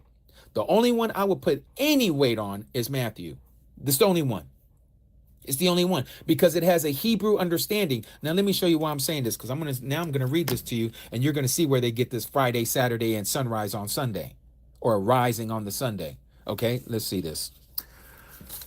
So now, if you go here, let's start with Mark.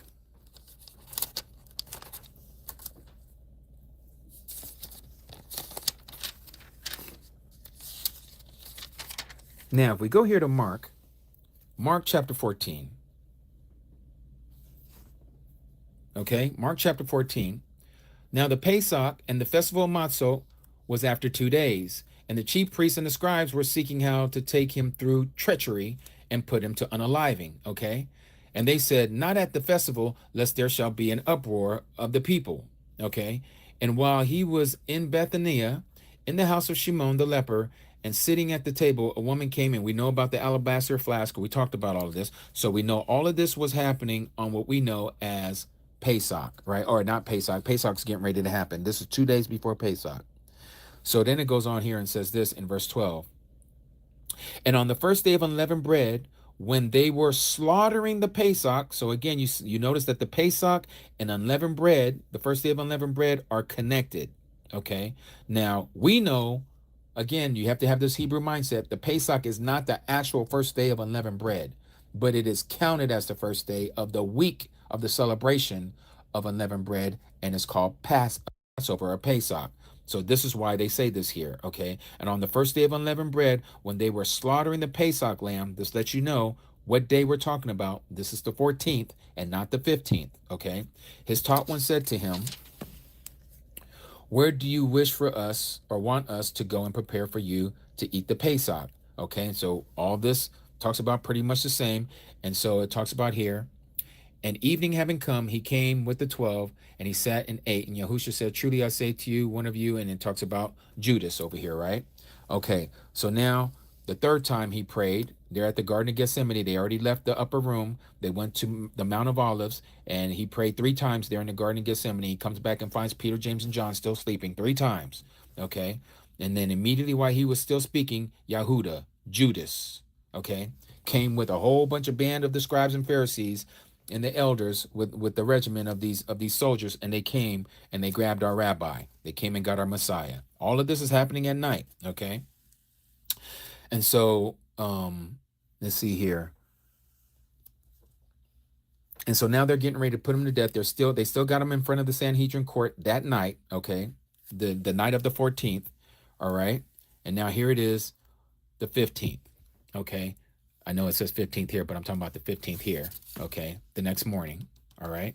Because that happened all this night right here. Now we're coming into the 15th. So now you see that here. And immediately in the morning, the chief priests and the councils, meeting with the elders and scribes and all the council, having bound YaHUsHa, they led him away and delivered him to Pilate. Again, that happened here, all right? Preparation day, right?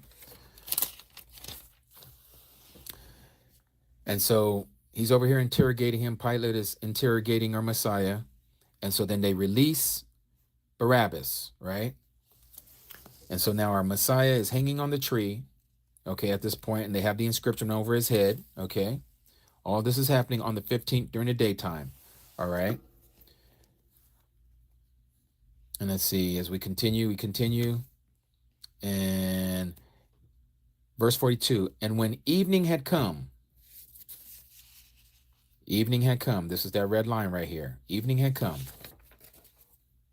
And when evening had come, because it was the preparation day, that is the day before the Sabbath. What day before the Sabbath? Right here. This is the high Sabbath right here. Okay. Now this is how it gets convoluted in Christian circles. Again, when evening had come, they'll tell you this is Friday. Okay. And it was preparation day. Remember, the rest of the world, unlike us, they think Friday is the day before Shabbat. They call that preparation day. We call it Arak Yom. Okay, every week we have an Arak Yom, the 6th day. Yesterday was our Arak Yom. Yesterday was our preparation day before the Sabbath, which is today. Okay, because of the calendar that we keep. All right, but this is talking about this specific preparation day, which was the day before the first day of unleavened bread in the evening. So again, when evening had come, because it was the preparation day, that is the day before the Sabbath, Joseph of Arimathea, of the prominent council member, who was himself waiting for the reign of Aluah Elohim, came boldly and went in to Pilate and asked for the body of YaHUsHa. But Pilate wondered whether he was already dead. So summoning the captain, he had asked him if he was already dead. And when he learned this of the captain, he gave the body to Joseph. And it says, and Joseph bought fine linen and took him down and wrapped him in the linen, and he laid him in the tomb that had been hewn out of the rock, and rolled a stone against the entrance of the tomb. And Miriam of Magdala and Miriam, the mother of Joseph, saw where he had laid. And then chapter 16 says, and when the Sabbath was past, Sabbath is over here. Mary Magdala, Mary of the mother of James or Jacob, Sholema, bought spices to go and anoint him. And very early on day 1 of the week, they came to the tomb when the sun had risen, and they said among themselves, who shall roll away the stone from the entrance of the tomb for us? So now Let's go back and look at this. This is where they get the whole Resurrection Sunday, because again, you're seeing the lying hands, the lying pens of the scribe. So remember, he goes into the tomb, okay? And they said it was in the evening, all right? They would have been believing this to be Friday night, okay? They're calling this preparation day. Why? Because the next day is going to be the Sabbath. Well, since the next day is going to be the Sabbath, they all rested on the Sabbath. So they think the next day is Saturday. Christendom thinks it's Saturday, right? They're resting on the Saturday. They're even telling us and teaching us that the Messiah was resting even in the grave on the Sabbath, right? They're telling us all these lies, okay? So now when the Sabbath was passed, in our thinking already, as I'm saying this, many of you are saying, okay, well, Sabbath passed. That means Saturday just passed. So this is where we get this whole Resurrection Sunday. Very early, day one of the week. This is where they get this stupid Sunday. It ain't no Sunday, but that's what they want us to believe. So now you're taking Friday evening, Saturday, and then you have Saturday morning. How was that 3 days and 3 nights, people? How was that 3 days and 3 nights? He told the Pharisees and Sadducees that the only sign that shall be given them is the same sign that was given to them by Jonah the prophet. As he was at 3 days and 3 nights in the belly of the fish, so shall the son of Adam, speaking of himself, will be in the grave for 3 days and 3 nights. And I just showed you, according to the true calendar, the calendar that we have now been able to resurface because of the restoration of the scriptures that has been hidden from us in the Dead Sea Scrolls, shows us that we are to keep this Enoch Zadok calendar that we know as YaHUsH's calendar. Without that Enoch Zadok calendar, we would still be in the blind and being just like the Christians, and we believe on a Good Friday, and then he rested on a Saturday, and then he came out of the grave early Sunday morning, and this is why you have your so-called Resurrection Sunday sunrise service. There's no 3 days and 3 nights and none of that.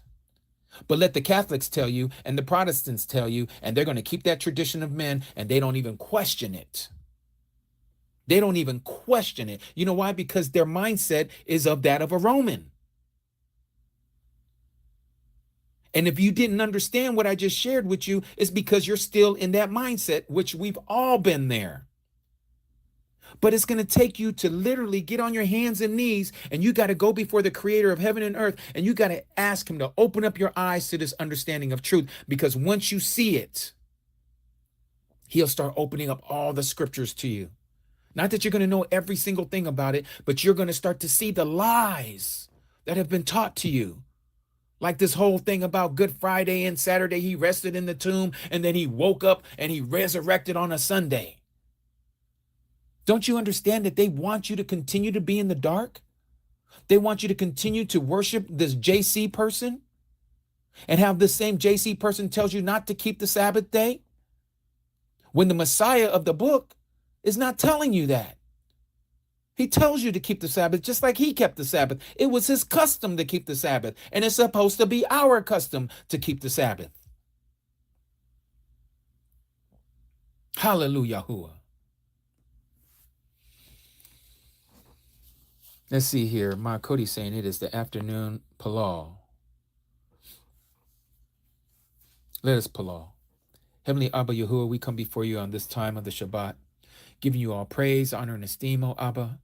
Abba, we ask that many of our eyes have been opened as we were walking through this time, O Abba, of when your son, your Bane, was here on this earth, on this Aratz, and how he had carefully walked out the Torah so that we may understand, O Abba, what is to be understood of us, so that we may believe the truth and not the traditions of men, doing those things that only you have wanted us to see and not what man wants us to see, O Abba. For we know that man is corrupt, and he has corrupted your ways, and he has corrupted your words, and has taught us so. Forgive us, O Abba, for going astray. May we all return unto you. May we all return unto you as prodigal children. May we see the truth and not the lies. May we walk out this time as we are now getting ready to enter into this Passion Week, O Abba, here in the next few days. For you said that it is a law forever for the children of Yaqub, for the children of Yasharal. those who are native born, and those who have been grafted in. Help us, O Abba, not to be led astray by every sound and wind of doctrine that comes our way. May our feet be established in your Torah, in your words. May your words be a light unto our feet, a lamp unto our pathway, O Abba, so that we may not go astray and stay on that ancient path. As you have restored these things to us, to your people, opening up our understanding to your true name, opening up to our understanding that we're to keep your commandments, even though it doesn't save us, O Abba, but that we are to do them. Opening up to us who you truly are, helping us to remove the false images and not keeping these images of idolships or idols, idolizing these things that we call crosses and these six-pointed stars and these crescent moons and all these other things, O Abba, that we think is of you and has nothing to do with you, O Abba. For you have given us your image. For we have all been made in your image and likeness. This is why you have told us to love one another, because we are to love the image that you have created for each one of us to see. The image that has been made in you. This is our Palah on this Yom, on this Shabbat. And may all the congregations say, Hallelujah, Hallelujah, and Hallelujah, Amat. Rumamu Yahuwah. Amat. All right. Okay. So how beautiful it is. Anyone have any questions before we shut down this segment?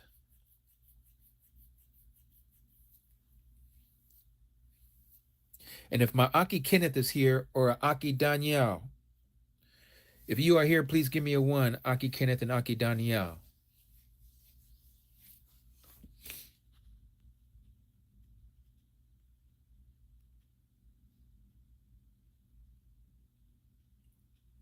Fellow daughter of Zion, what does Amat mean? Amat means truth.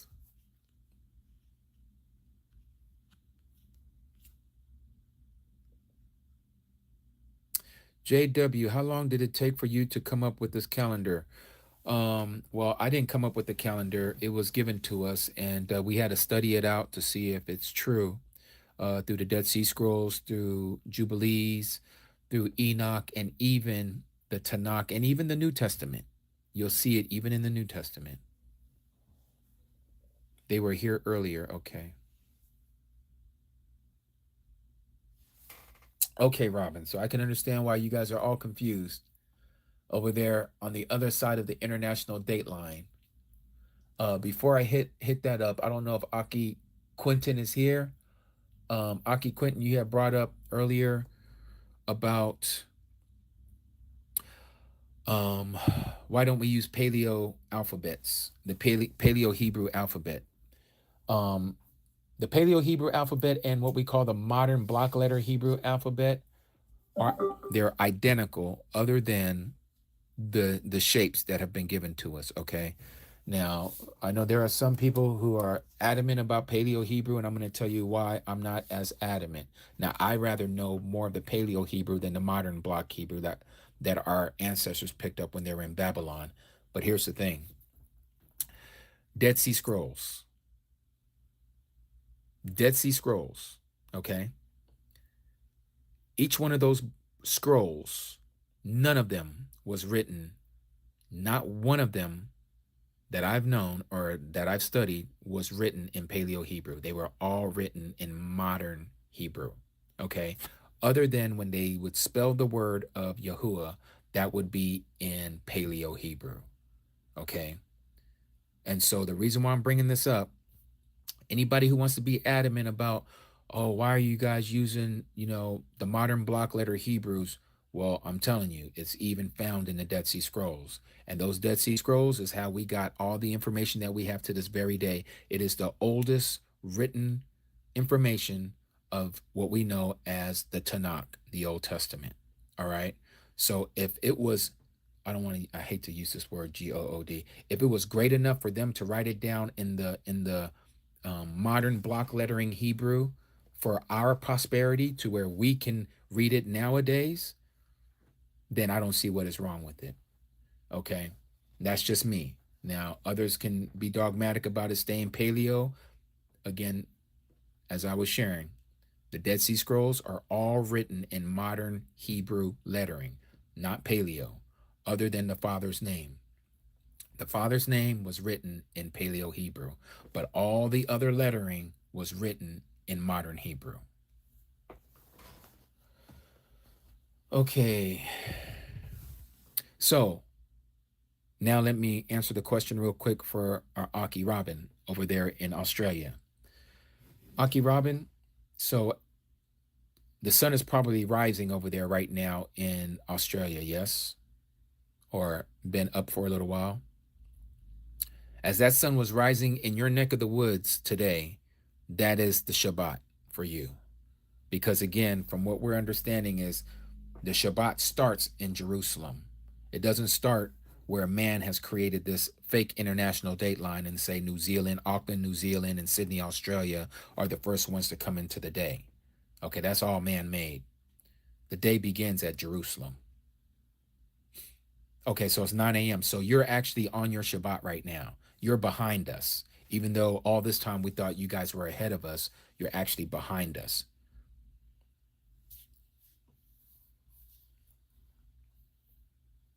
Okay.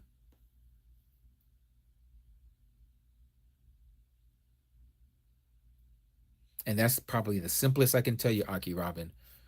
So all you have to do is just connect it through all the other, like when we do our Pesach that's coming up, when we're having it at evening here on the west coast of the United Snakes, as that sun starts to go down later on that same day for you guys, it's going to be Pesach for you guys that evening.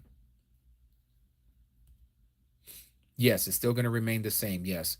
But now you're going to have to use the international dateline if you want to equate it to our pagan calendar. So it's Tuesday over there right now. So all of your Shabbats for this year is going to be Tuesday morning.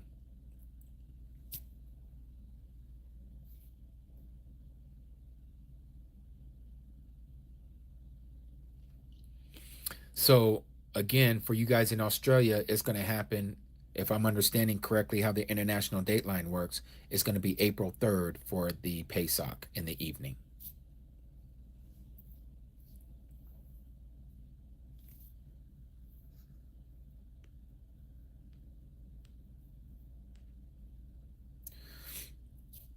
The high Sabbath, Brooke, are going to be exactly like we just read today. You have two high Sabbaths coming up, okay? The first day of unleavened bread and the last day of unleavened bread. Both of those days, we're going to come together. So we have a set apart gathering, like we're told in Leviticus chapter 23. The first day and the last day, we're supposed to have a set apart gathering. You do no servile work on the 15th and on the 21st. Those 2 days, no work is to be done, okay? You can cook. You can cook on those days.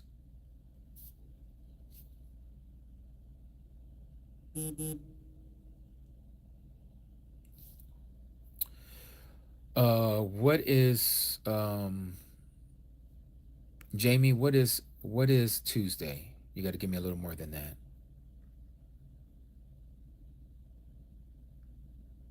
that. Cheyenne. So pictograph is the same as the letters of what we call the Paleo Hebrew.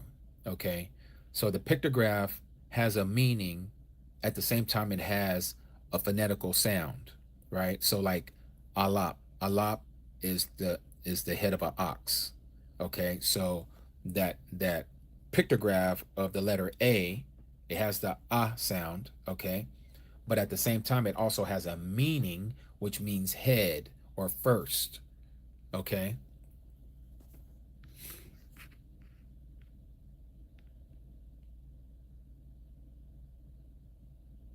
Yes, Hudgens, you can definitely come through for Pesach. Just hit us up.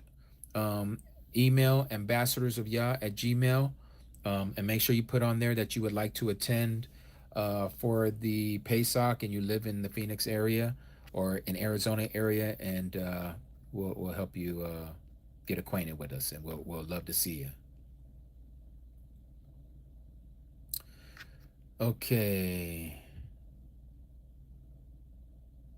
Oh, Jamie. Okay, so that might be because they're starting the day after the spring equinox, and I did that before, and that is wrong. Let me show you why it's wrong. Let's go to the book of Enoch real quick. Okay. I apologize if I don't get to all of your guys' questions, but I'll try my best. Okay.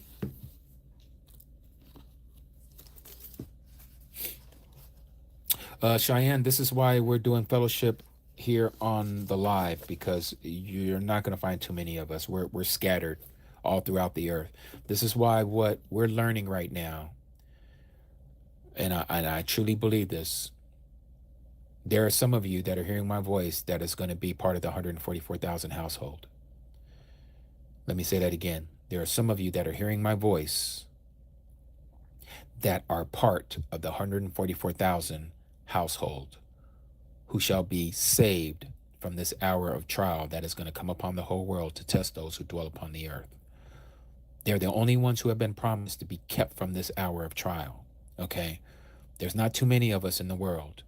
Everyone else, I can't speak for the others, but they either don't know the calendar, and if they have the calendar, they don't have the right days that they're following the calendar. And if they don't have the right days of the calendar, they're calling him JC. And if they're not cleaning their mouth out, like it says that the 144,000, that they don't have no guile in their mouth, no falsehood in their mouth, they're not using any pagan words.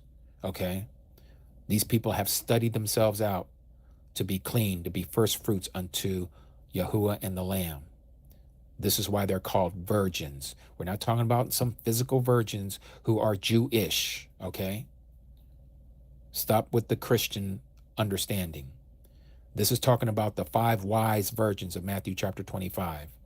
The 144,000 are the 5 wise virgins of Matthew chapter 25.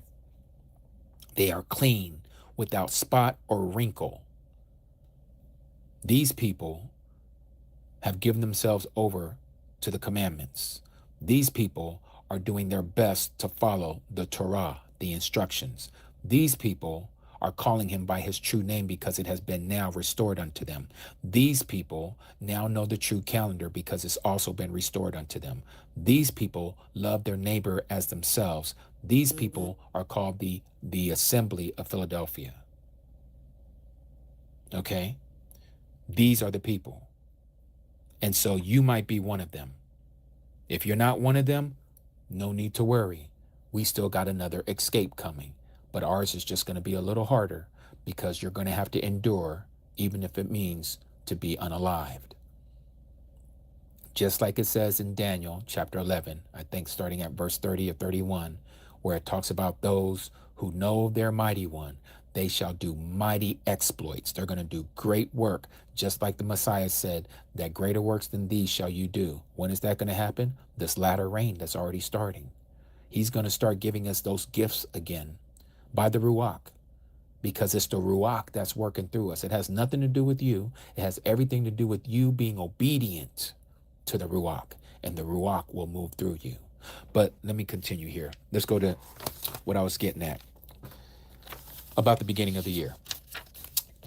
Chapter 72. This is why we know the first day of the year, the very first day of the year, is the spring equinox. Okay?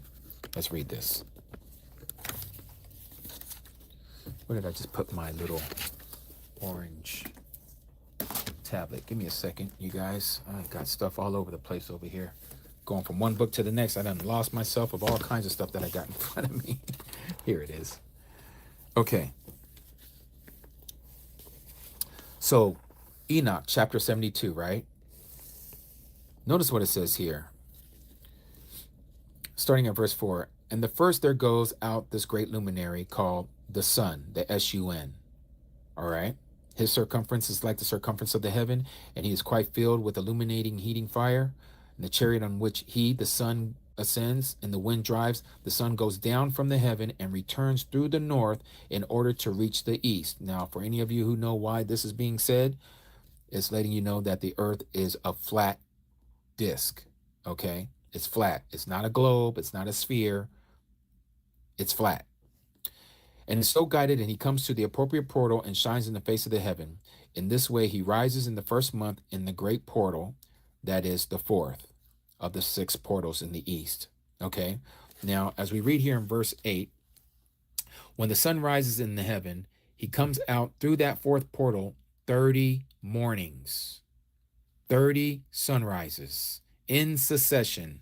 No breaks, no breaks. It's just constant. All right. And then sets accurately. Let me bring this down. Sets accurately in the 4th portal in the west of the heaven. And during this period, the day becomes daily longer. So this lets you know this starts at what we know as the spring, because every day, like it is right now, for those of us who are north of the equator, the days are getting longer and longer. And those who are south of the equator, their days are getting shorter and shorter by the day. Okay. So this is letting us know timekeeping has to do with Jerusalem. It's not about somebody in Johannesburg or somebody in Sydney, Australia, or somebody in Auckland, New Zealand. It's not talking about these locations. It's talking about the location where he wants to place his name, where he is going to be sitting forever, where the 3 feasts that we read about in Exodus, the 33 or chapter 32, or is it 34? I can't remember now. Well, 3 times a year, we're all to go to Jerusalem, okay? And we're not to go there empty-handed. That's where the calendar begins and ends. That's where time begins and ends, okay? It says that the Torah shall go forth from Mount Zion and out of Jerusalem, okay? Again, letting us know that the law, the calendar, the time all starts in Jerusalem, all right? So it says that it does this for 30 sunrises, okay? Says, and on that day, the day is longer than the night by 9 parts. Now, you see here in the margins, I have here 4th portal. This has to do with the first month, 30 days. Verse 11, it says, and the sun rises from the 4th portal and sets in the 4th and returns in the 5th portal for 30 days. Okay, this is the next month, the 2nd month. Okay, and then it goes on and says in verse 13, and it returns to the east and enters into the 6th portal and rises and sets in the 6th portal 31 days or morning sunrises on account of its sign. Okay, so now right here is letting us know, if you're reading this, it's going to tell you, reading between the lines, when the first day of the year is. Notice here, 31 days. Okay, this is the 3rd month. So here I have 31 days, 30 days, and 30 days. That was the 1st month, 2nd month, 3rd month. Okay, and it says on account of its sign. What is that sign? That is what we know as the summer solstice. That's the summer solstice. So the summer solstice is supposed to be the 31st day. So again, here we see 31, 30, and 30. So if we was to add all this up, that's 91 days. 91 days per season. This is the spring season, 30, 30, 31. This is the summer season, 30, 30, 31, that's the winter season, 30, 30, 31, or excuse me, I did that wrong. That was the fall season, and then 30, 30, 31 is the winter season, and then starts all over again, spring. So now, why am I bringing this up, that this is the telltale of when the beginning of the year is? Okay, remember, 30, 30, and 31 on account of its sign. So now let's go to the account of its sign on our calendar. Let me pull it up here. Give me a second, you all. Okay. Let me put this all back together. Let me pull this back out so you guys can all see this together with me. This was last year's, but it's still the same. The only difference is we put Sunday, Monday, Tuesday, Wednesday, Thursday at the heading up here, okay? It's the only difference, all right? So you know what day is what day, all right? But it's the same. And we only did that because all of us have this pagan Gregorian mindset, and you need something to look at so you don't misunderstand what I'm sharing with you. But anyways, remember we said 30, 30, 31 days, right? So here's the first month, Kadash 1, 30 days. Here's the second month, Kadash 2, 30 days. Here's the third month, Kadash 3, 31 days on account of its sign, okay? So now all we got to do is go backwards. You want me to count? 1, 2, 3, 4, 5, 6, 7, 8, 9, 10, 11, 12, 13, 14, 15, 16, 17, 18, 19, 20, 21, 22, 23, 24, 25, 26, 27, 28, 29, 30, 31, 32, 33, 34, 35, 36, 37, 38, 39, 40, 41, 42, 43, 44, 45, 46, 47, 48, 49, 50, 51, 52, 53, 54, 55, 56, 57, 58, 59, 60, 61, 62, 63, 64, 65, 66, 67, 68, 69, 70, 71, 72, 73, 74, 75, 76, 77, 78, 79, 80, 81, 82, 83, 84, 85, 86, 87, 88, 89, 90, 91. What's 91? Spring equinox.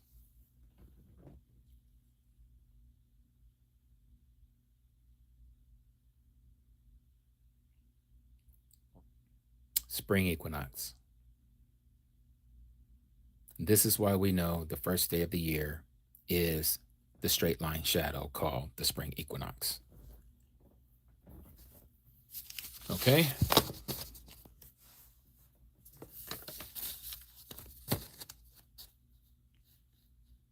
Again, all you have to do is test out what YaHUsHa has given us, and you're going to see that it all lines up. It all makes sense.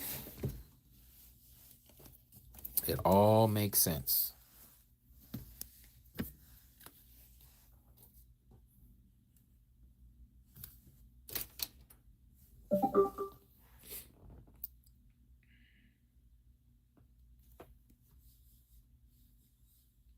Let's see here. We are now knocking 5 minutes to 3 hours.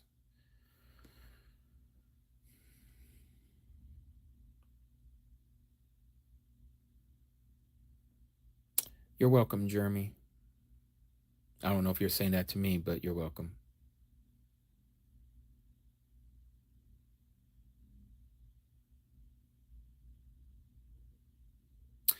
Pete, what to remove as leaven? Leaven has to do with. Oh, thank you, Aki Jeremy.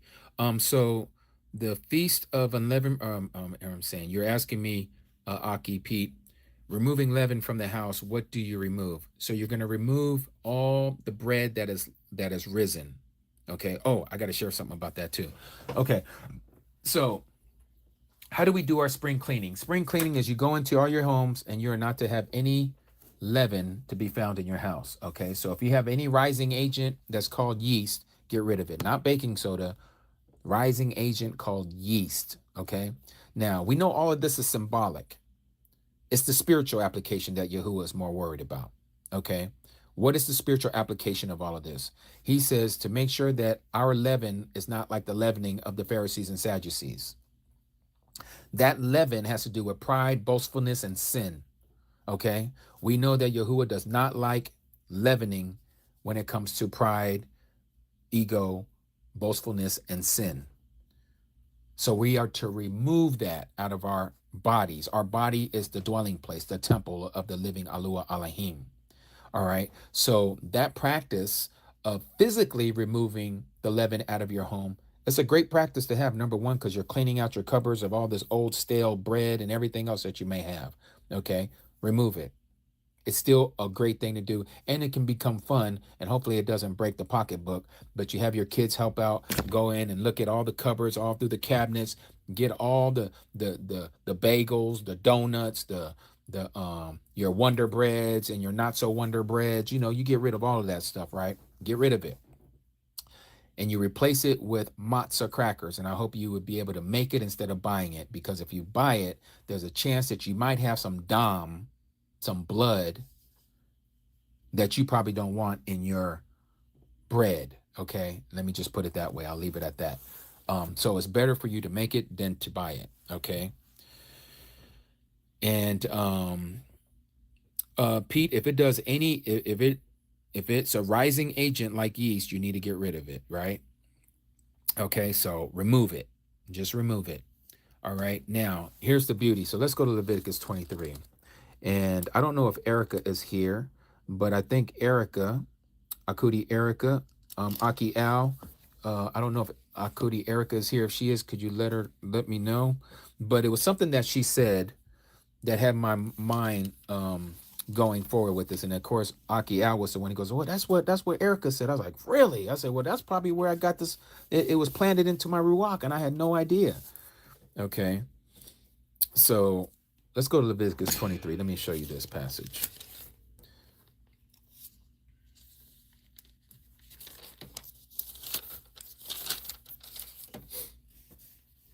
Okay, so we're going to start reading from verse 6, okay, where it's talking about the Feast of Unleavened Bread. But I want you to notice something as we're reading, okay? Notice what it says here.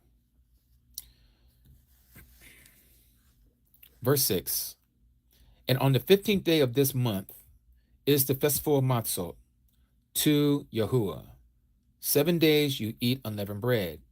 On the first day you have a set apart gathering. You do no servile work.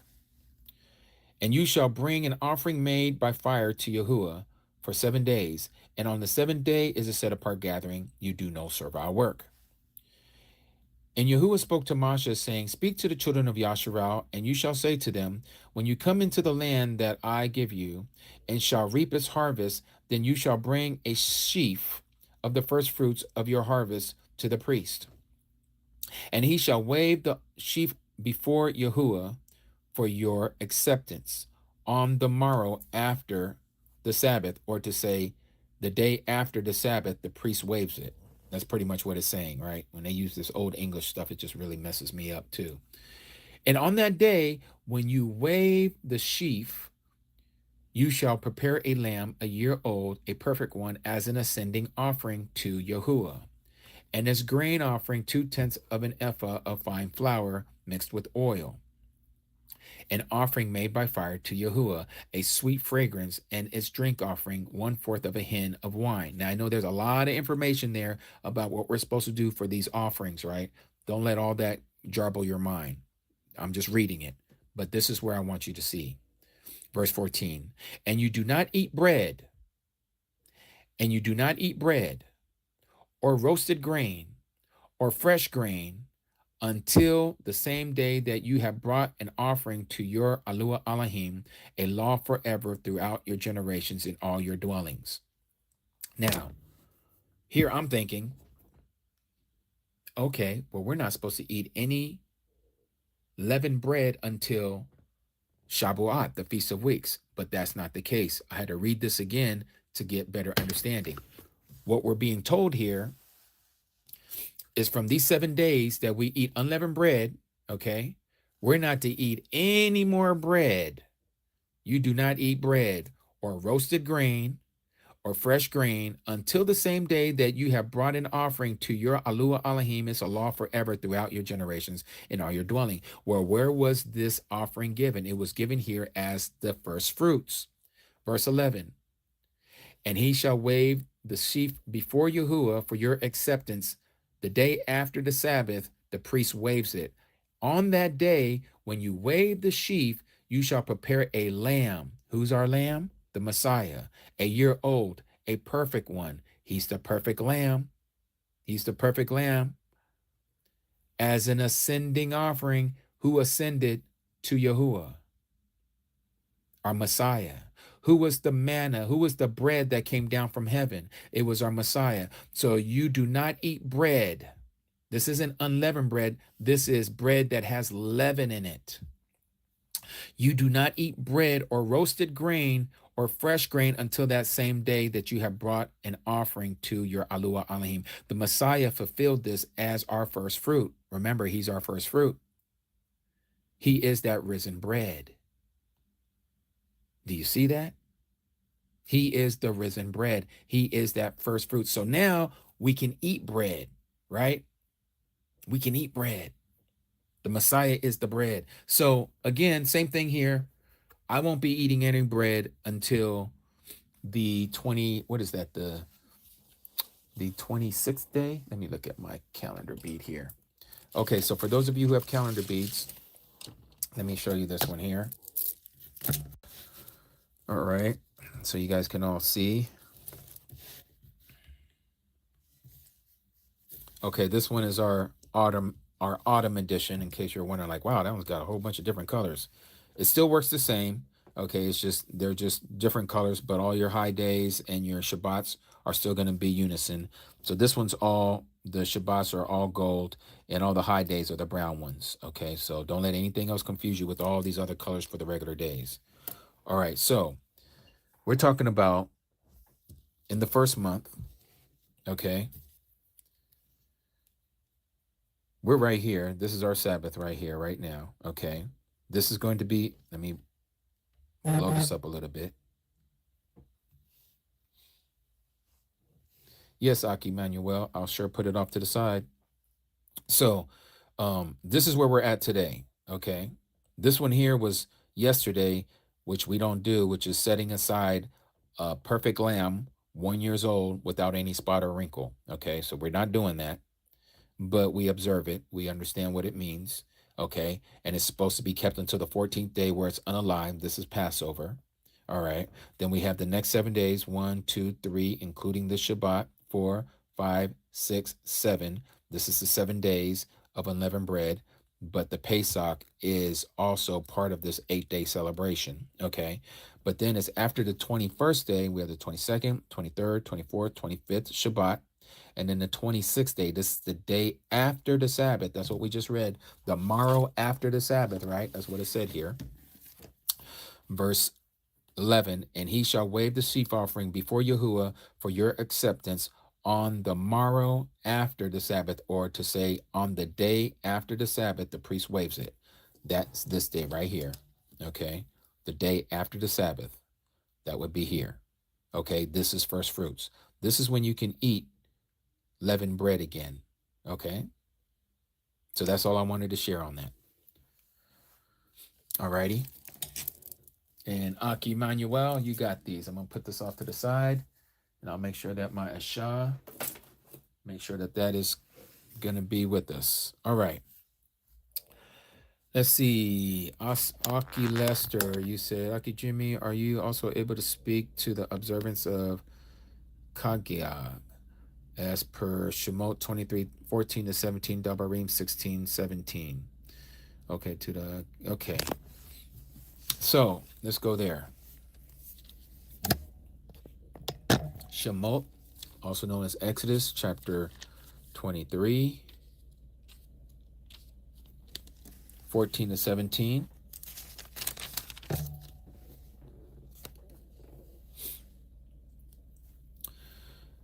And so we kind of talked about this earlier.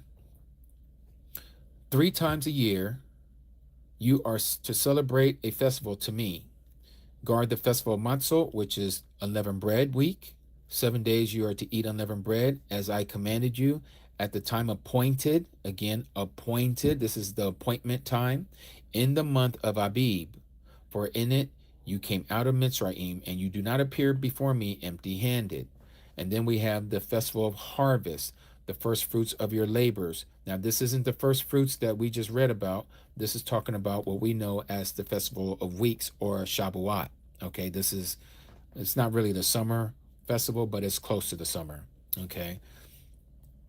And so that is the festival of harvest. And the festival of ingathering. This you may also know as the festival of Sukkot, or the festival of tabernacles or tent. All right. And you're to gather in from its fruit the labors of the field. So 3 times a year, all your males are to appear before the master Yahuwah. All right. Do not slaughter the dam of my slaughtering with leavened bread, and the fat of my festival shall not remain until morning. All right. So we see this again over and over and over again throughout the Tanakh, where we're told about these 3 festivals, and we're going to keep this. This is going to go all the way into the millennium. Okay. To that, Aki. Yep. We're getting ready to get off. And, so this is to occur even all the way into the millennium, and even after the millennium. These 3 festival, these 3 times a year that all males are supposed to appear before him, that doesn't exclude you sisters. Okay. It's just that at this time when it was written in the Tanakh, specifically here in the Torah portion, everybody's house was numbered by a male. And you can see this in Numbers chapter 1. Okay, every house is numbered by the head of the house. So everyone underneath that head, whoever he is, the wife, the daughters, the husband, the children, the sons, all of them, they're under him, and they are to appear before him as one household before the high priest. Okay, and the high priest would take their offering and bring it before Abba Yahuwah 3 times a year. Now we have a high priest now. Our high priest is the Mashiach, right? The Mashiach has done all of this for us, but that doesn't mean we don't observe these days. We still observe it. We still observe it. Okay, so it's not that it's been done away with, and you have all of this that is going on, you know, that people are over here saying that you're not supposed to keep these days. Aki Lester, you say, isn't yeah, see, I don't really use that word. Kagiag, really what people call the Last Supper. Yeah, so I just call it the Pesach because that's what we're supposed to do. Hold on one second here. Okay, Akiel, appreciate it.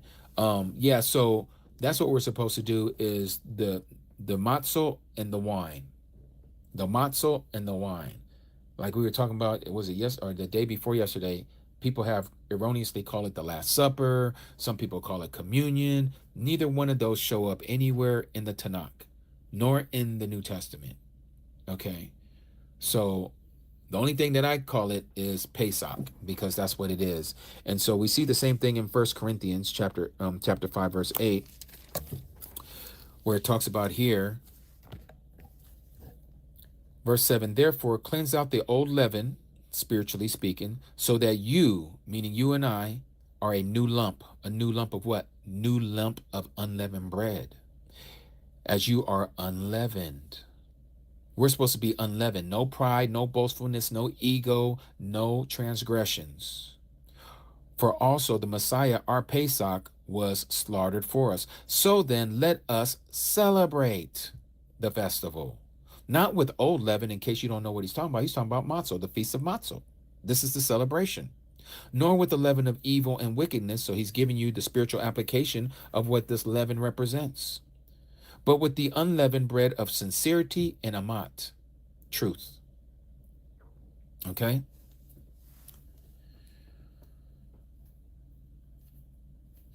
There's nothing that you do on first fruits, Cody Lauren. It's already been done for you. There's nothing that you are to do but to observe it, that you recognize it.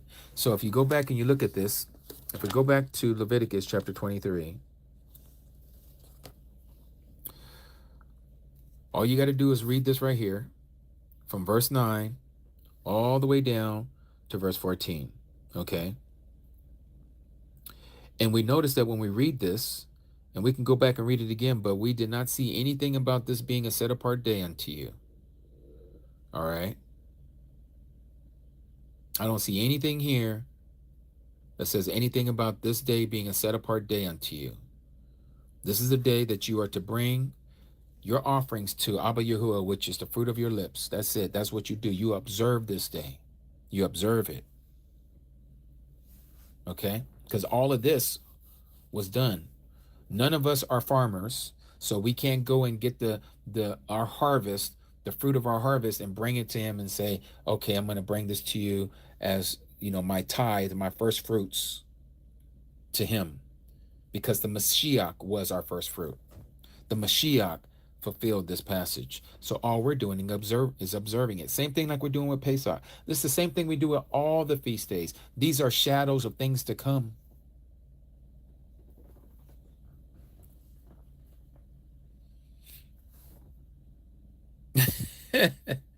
Yes, Aki, Lester, we know you use a farmer over there. Yes. And I'm growing a garden myself, but I'm not bringing none of what I got in my backyard as first fruits because those things look tacky. They're terrible.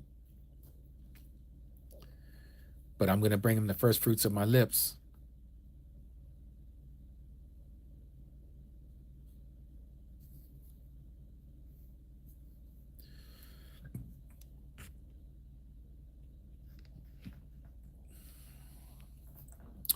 Yahuwah Z71, I asked my manager to have the 2 high days off, but he said one of them I would have to work on a Monday to have one of them off.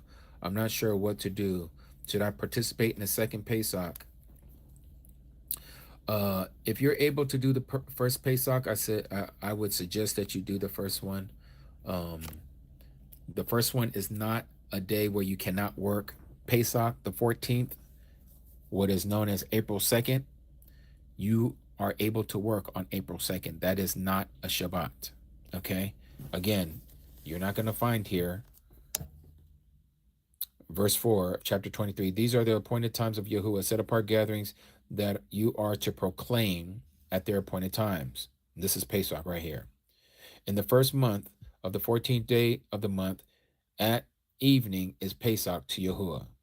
Nowhere here and in any other passage that you read about the Pesach does it ever say you are to not work on Pesach. It is a set apart gathering to you. Nowhere does it say that.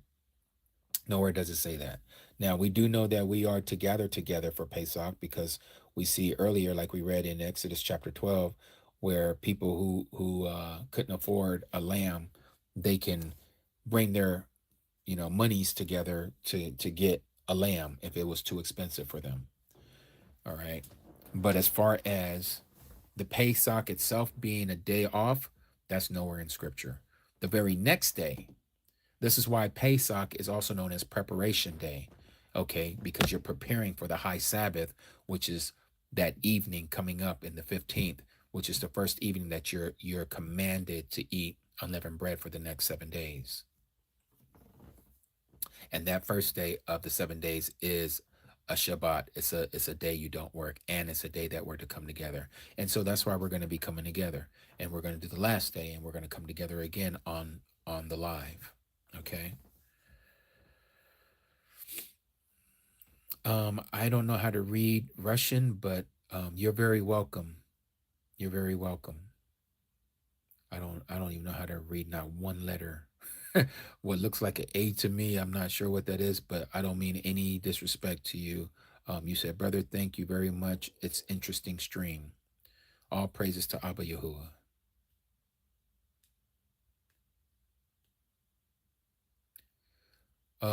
I wouldn't fast on that day, see Angel. I mean, it doesn't say that you can't, but I wouldn't fast on that day because it's a day that you're able to eat bread again. So April 2nd to the 9th, Pesach, unleavened bread. What do we do April 10th on? Please give step by step. So again, if you go back to the calendar, you're going to see that the calendar, where I put it here. Okay, I got to remember that you're talking about pagan days here. Okay, so again, let me bring this down or back out. Pesach right here, okay? And I'll use, because I see some of you are still kind of confused about this because you're still using pagan days. April 2nd, the evening of April 2nd is Passover. The evening of April 3rd is the High Shabbat, the first day of unleavened bread. We're going to come together and we're going to celebrate this day on the live, okay? This day, go to work. This day, go to work. This day, you don't go to work. This day is Shabbat, okay? So you're supposed to be off that day, which would be a week from today, okay? And then you have this day, you go to work on the 7th. This day, you go to work on the 8th. This day, you don't go to work on the 9th. You finish off that evening with eating your bread, unleavened bread. The very next day is a normal day, your April 10th that you was just talking about. Yah's daughter, this is a regular day again. You go back to work. You do what you're supposed to do. Work, work, Shabbat. Okay?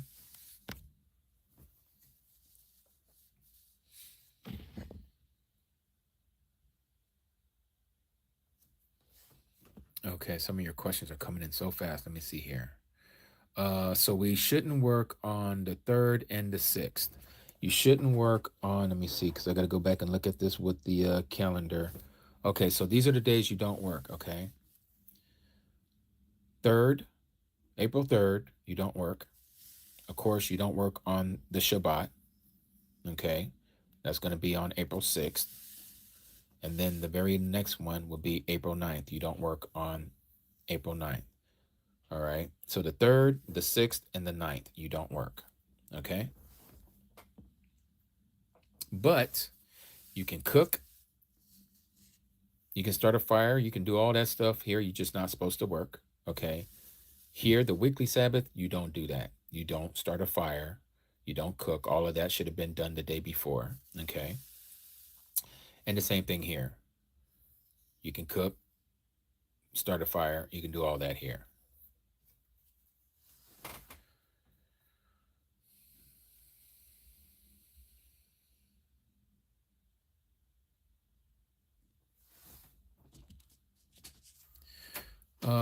Am I higher? I don't know if that's how you say your name. Am I?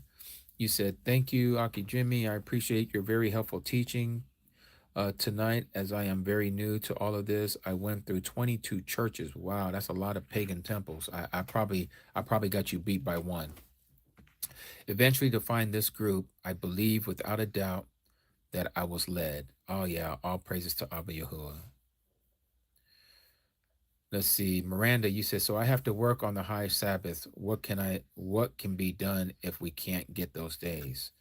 Miranda, it is what it is. You have to just take it before Abba Yahuwah. There's a lot of us that we have problems in this world because, again, this isn't our world. We're just passing through it. And we do have to take care of ourselves and everything else. So Abba Yahuwah sees exactly what's happening to us as it was with the children of Yasharal in the days of Pharaoh, where he would not let us go. So don't be hard on yourself. Just do what you can and try not to spend money where you can't or where you don't have to on those high days. Does start a fire mean warm up your food? So Cheyenne, that's speaking of specifically. What's up, dear? Oh, okay. I thought you had something. Yeah, share me. Okay. So you can warm up your food, but the fire should have already been going the day before.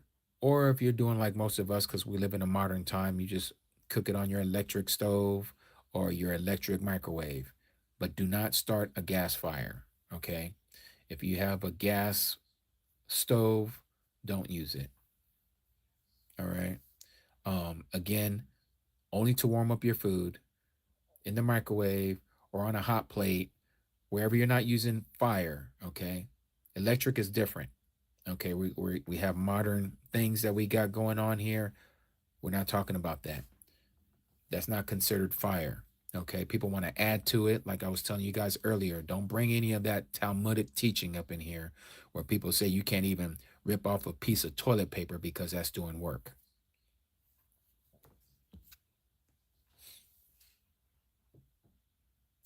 You can use your electric stove, Brooke, but only to reheat. Yes, not to cook. Okay. The cooking part still stands. All of that should have been done the day before. That's still what we call Arak Yom, or preparation day.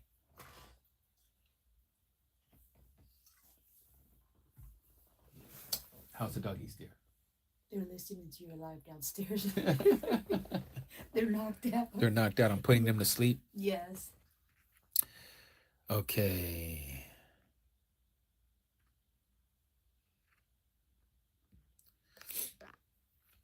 If Yahuwah Z71, if the second Pesach lines up better with your schedule, and I would say by all means do it, Aki. Or Akodi. I don't know if you're Aki or Cody. See, here I go assuming.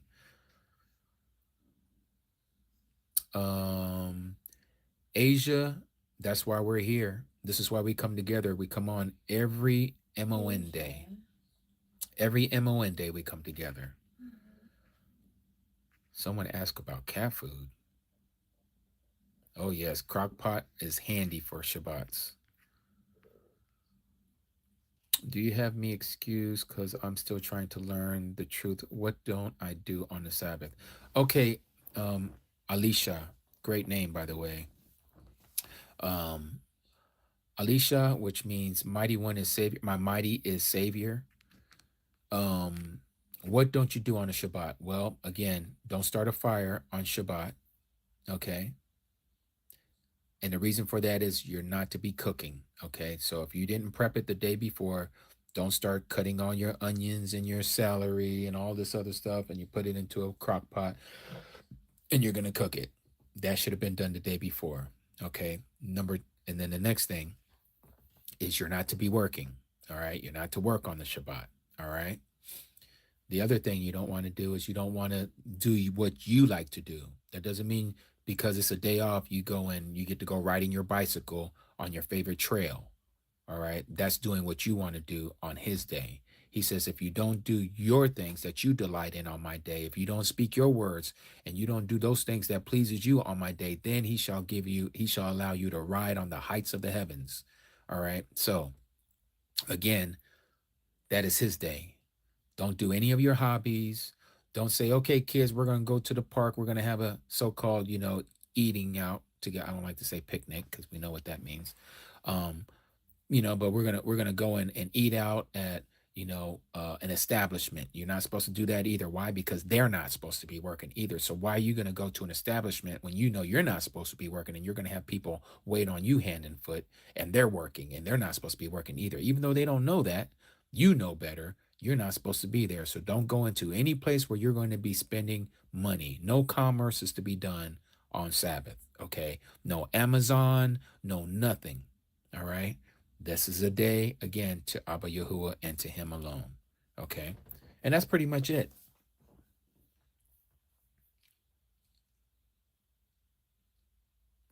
Cheyenne, picnic is 2 words. And I got to be careful how I say this, but it's Nigger. I'll just put it that way.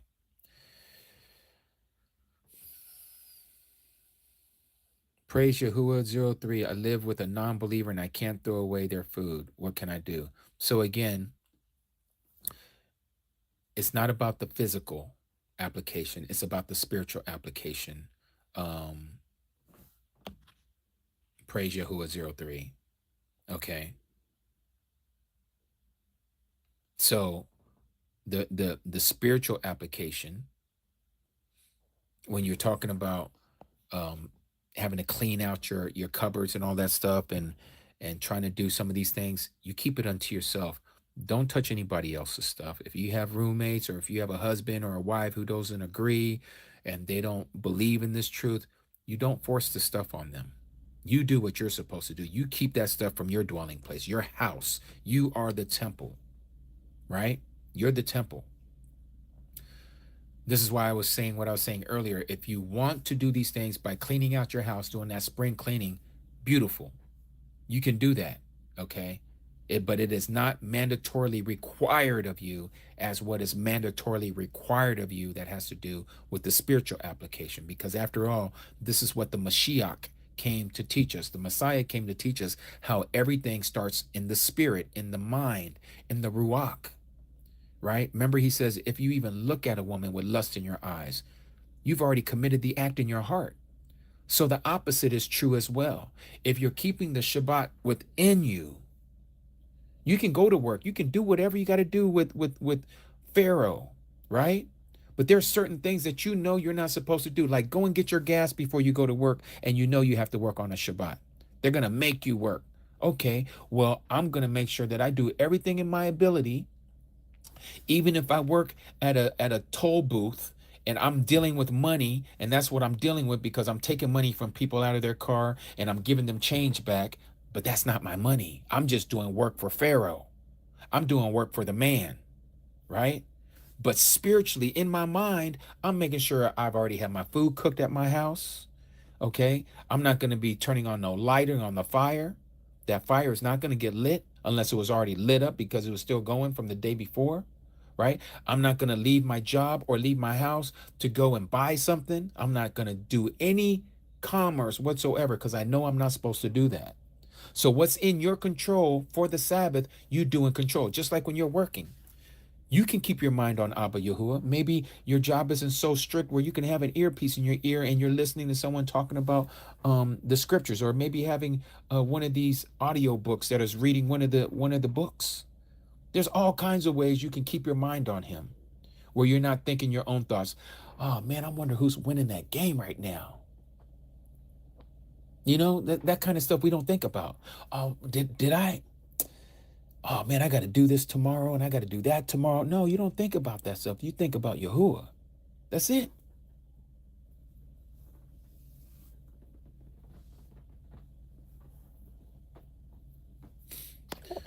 All right. So we're going to finish off at 4 hours, and then I'm going to come back on just for a little bit, just to answer a couple more questions. Reason being I can't go longer than that is because it is my Shabbat, and I got to get some rest because I'm going to be getting on the road tomorrow, and getting ready to go down there and see my Akis and Akodis down in Phoenix. It's a little under a 4-hour drive from Vegas to Phoenix, and we're going to get stuff set up. We're going to have this beautiful time. And all of you who can't make it, it's okay. We're going to have a beautiful time with you as well. We're going to still do this together. Just because you're not there physically, you're still there with us in the Ruach. And that's what counts. And we're going to do this all together at the same time. No matter where we live, no matter where we dwell, we're going to do this.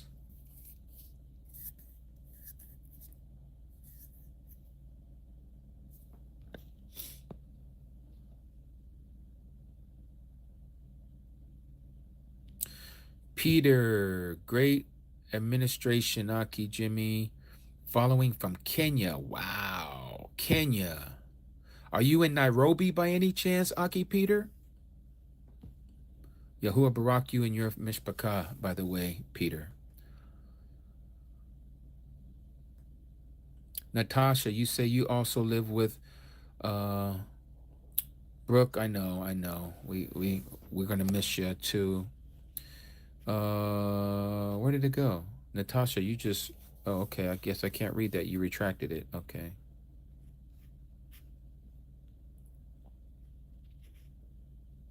Yes. Yeah. I can hear you, Aki Pat.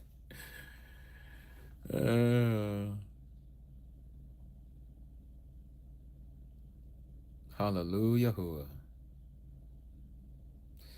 Tudata Zagio. Zuggy XO. Yes. Abba Yahuwah go before us.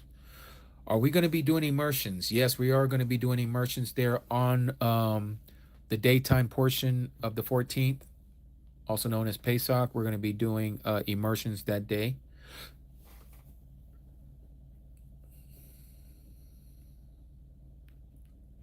YaHUsHa is Yahuwah 777. Please let us know when you come to Florida. Yes, Yahuwah willing, I will definitely let you all know before we do that. Tuda Aki Jimmy, though I do not fully grasp the calendar stuff, I know Yahuwah will open my eyes. Yes, he will. Just stay with it. Stay with it. He will open up your eyes, Chris. YaH's chosen daughter on my mother's side. I believe there will be immersions. Yes, there will be immersions. That's right, Cody Stella. Yeah, I can't wait to see you mañana.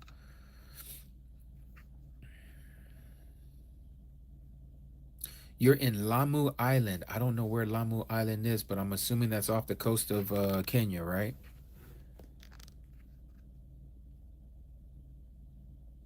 Hallelujah.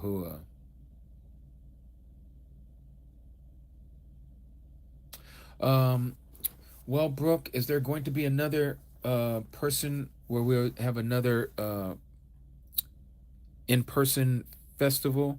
Yahuwah willing, yes, it would be for what we call Shabbat or Pentecost in the Greek. And that is, I believe it's going to be in the pagan month of the 2nd of June. Let me see here. Yes, it is the 2nd of June. And that will probably be here in the Vegas area. I'm not sure yet. We're going to see. It's either here or we might, and I have to get with our Aki, Joey, and Akodi Nildiyahu. They're in northern Arizona, close to the southern rim of the Grand Canyon. So we might try to go and see them for the day, but we'll see. I don't know what Yahuwah has for us, and we don't know what's going on in this world. So we're just going to have to play it by ear.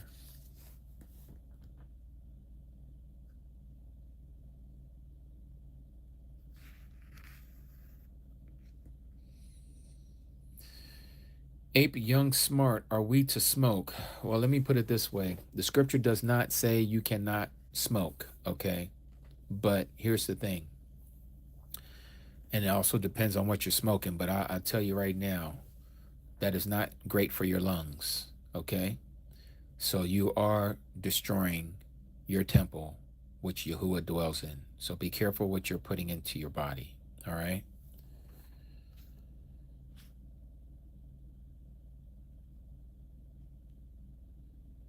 So do I have Pesach dinner on the second? Laura says, yes. The evening, at evening, you are to eat your Pesach, okay? And again, as I was sharing earlier, you don't have to get lamb, you don't have to get goat. What you do have to have is matzah crackers, okay? Matzah crackers. If you don't want to make none for yourself, go to your local grocery store, go down the kosher section, or ask somebody that works there at one of these corporate stores, Kroger, Ralph's, um, Hy-Vee, Piggly Wiggly, wherever you live, they have different, you know what I'm talking about. You go to those corporate grocery stores, go to the kosher section, they'll show you where you can find matzah crackers. Try not to get the salted ones, get the unsalted ones, okay? But you need to get that, and you need to get you either grape juice, like Welch's grape juice, or Kedem grape juice, Kedem grape juice. That's going to be in the kosher section as well, and or fermented wine, which you may know as red wine. Okay, that's it. That's all you need. If you don't want to eat anything else and that's all you want to have, you can have that. I know people that all they eat is unleavened bread for the whole 8 days. They won't eat anything else but unleavened bread and drink juice or drink red wine. That's it. That's all they'll eat and drink. And of course, the water, of course, but yes. Um, Michael, you say, why unsalted? Because salt wasn't added as one of the additives that they have given us in scripture. That's added.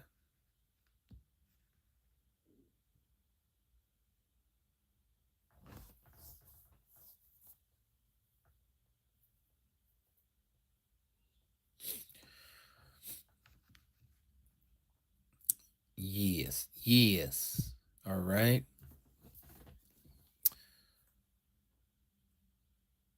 Yes, Michael, yes. No salt. You're gonna, like when you're using the when you put the wheat flour with the oil and the water, I think that's all that there really is to it. Cody Stella, you're here. You can answer that question for us. What do you put in your matzo crackers when you make it, a Cody? And it was delicious.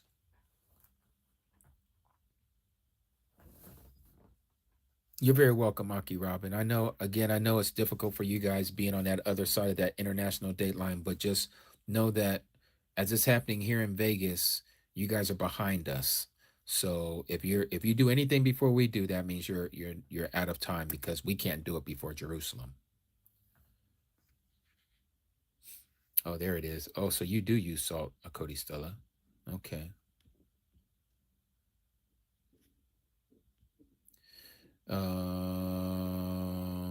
Water, flour, olive oil, salt. From what I know, is that right? That's what a Cody Stella just said, Brooke. Yep. Yes, we do's.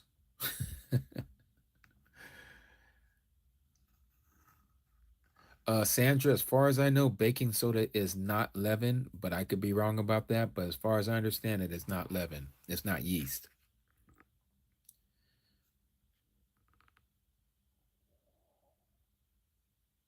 What about the bundle of wheat that I read? Uh, Josie Law, can you give me a passage what you're talking about? The bundle of wheat that I read. Are you talking about the sheaf offering? Is that what you're talking about?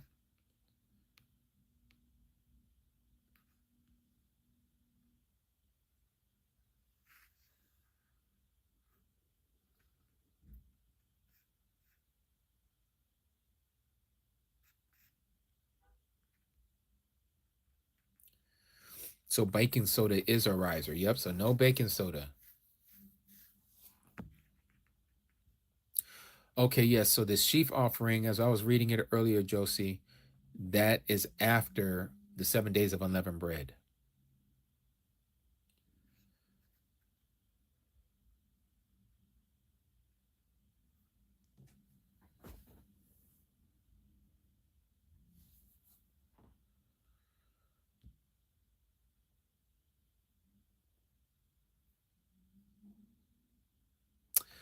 Anyone who wants a copy of this calendar, please go to our website, ambassadorsofyah.com. Ambassadorsofyah.com. Ambassadorsofyah.com. You'll see it there. Okay. In fact, I think I'm just going to go ahead and finish off here at the 4 hour mark, and we're going to call it a day. And the next time I'll be on Mishpachah will be when we are getting ready for the Pesach festival. Pesach festival. Wow, I can't believe it's already here. Wow. It's amazing. Amazing. Amazing. Mm-hmm. Mm-hmm.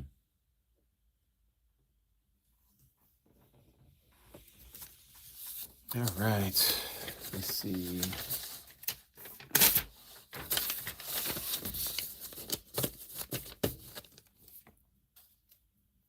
Yep, it is him. And by the way, we're gonna have a little treat for you because one of our Akis and Akodis is getting married on the day of the first day of unleavened bread. They are going to tie the knot, as we would say, become one before Abba Yahuwah. And so we will have that also live streaming. So you guys can all partake and be witnesses of two coming together who believe in our Abba Yahuwah. It's going to be a momentous, joyous time.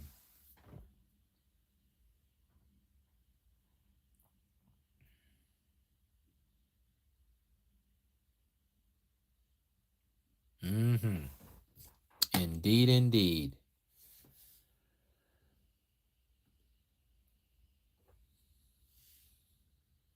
Hallelujah. Can we listen to song it's beautiful name I sent to you? It's probably gonna have to wait till the next time because I don't have it set up right now.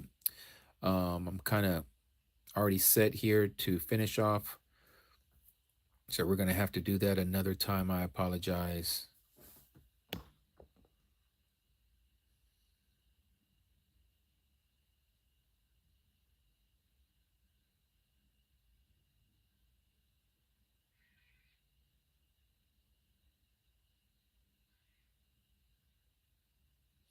Let's see here. What type of desserts can we make for Passover?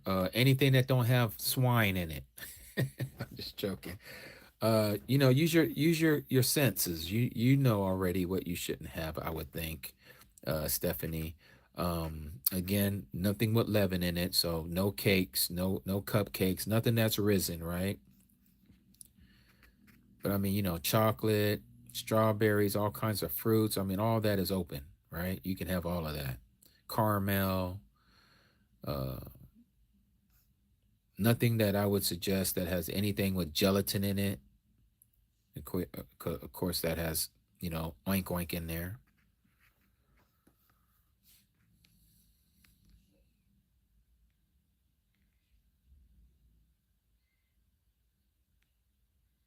Yes, Saturday, Z57 or Z5S. So glad I found you on YouTube. I kept looking on TT. Thanks for the website. This will guide me for the feast days and my bead count. Yes, yes. Hallelujah. Uh 11 ski, what was it that you was asking, Ak? I missed it.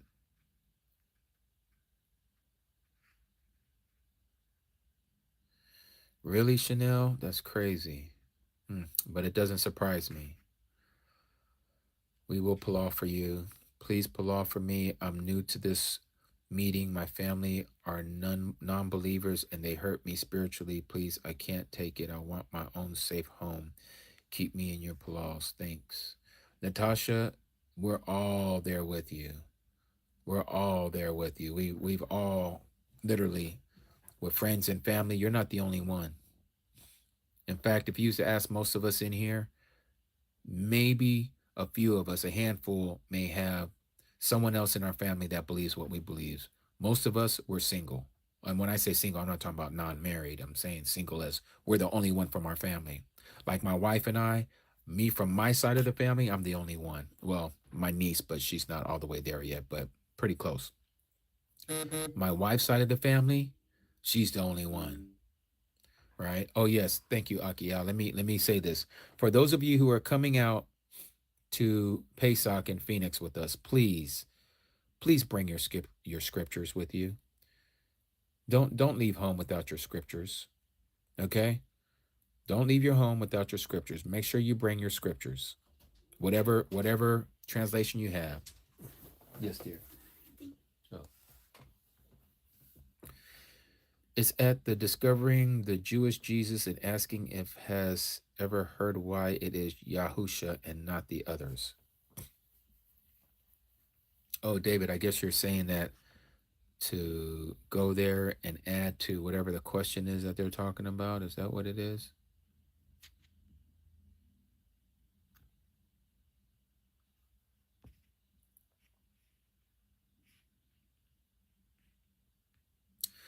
BT, isn't the idea that they were fleeing Mitzrayim, um, so the meal was for sustenance and symbolic?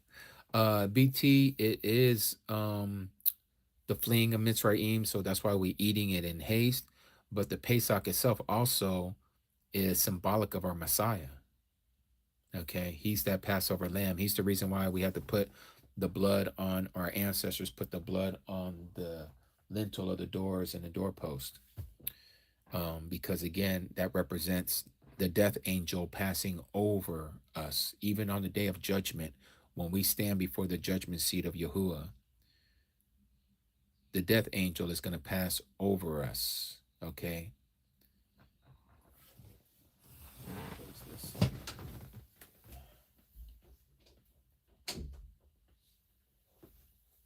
All right. What else we got here?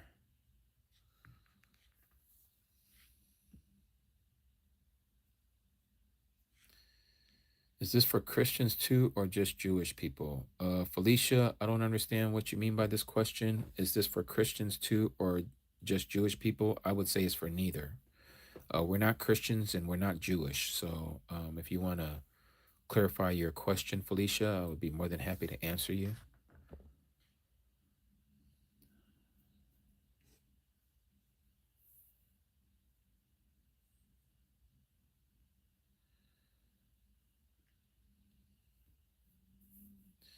No baked cheesecake, thank you. Are we allowed to use graham crackers?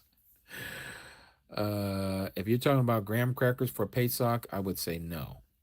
That's got some other things in it.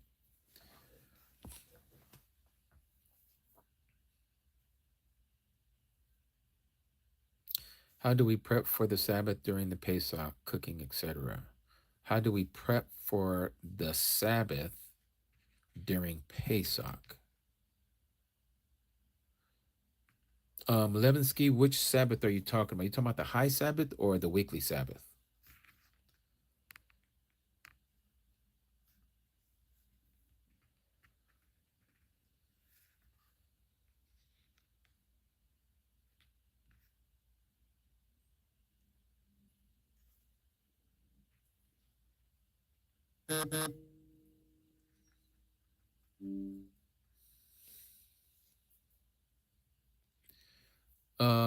I don't know if I want to bring that up here, Aki Al, because that's, we're I will say this for those of you, and I've mentioned this already, but those of you who are going to be cooking for Pesach, and who might be making some sides, please come prepared to make some sides. We'll help you go and get those. We'll have some vehicles that are available so you can go and get those side dishes that you want to make for Pesach for the rest of the Mishpachah when we come together, for those of you who are coming to Phoenix. All right. Do I need to bring the YaH scriptures? If you want to carry that big old thing, yes. But please bring your scriptures.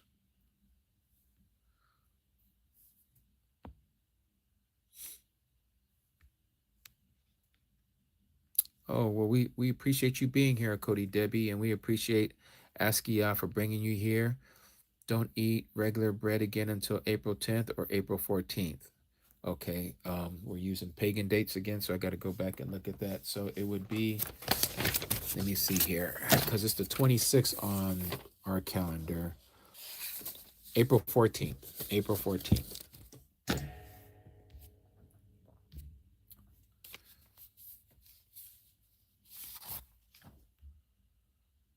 Do I have to throw away my clothes and detergent and soap? Why would you do that? What does that have to do with anything here that we're talking about? You're very welcome, Jamie. All praises to Abba Yahuwah.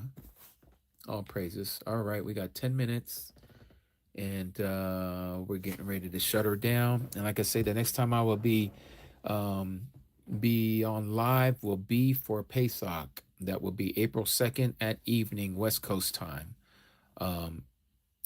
Actually, we'll probably be on there before then, depending. I don't know what kind of network service I'm going to have when we do the immersions, but if we do have clear enough of a network, then we'll be on live even for the immersions.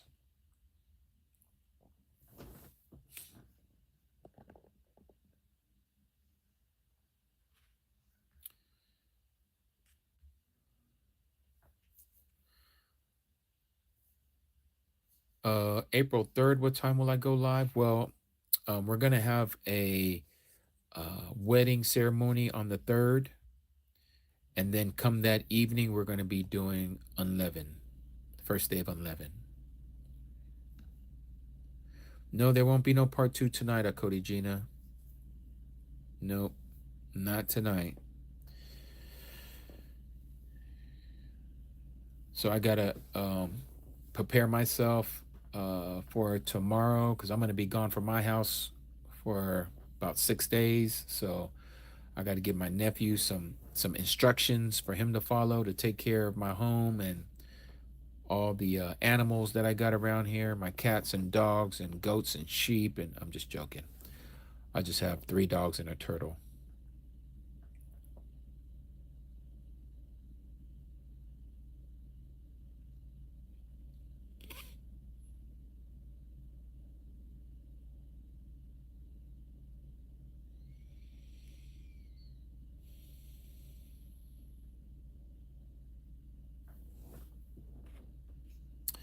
Michael, you say by working night shift on April 3rd, would there be an exception, Aki?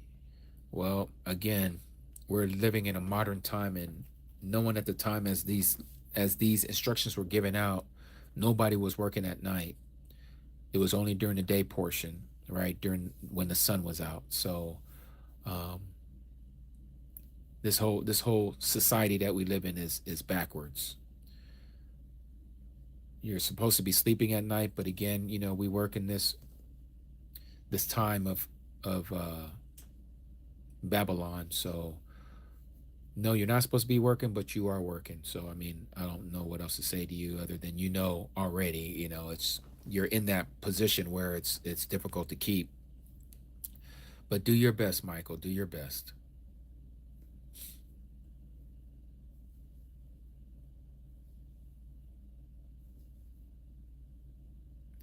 Okay, Cody Wendy, have a great evening, or Layla Tube to you as well. Layla Tube, great night. Adore Layla.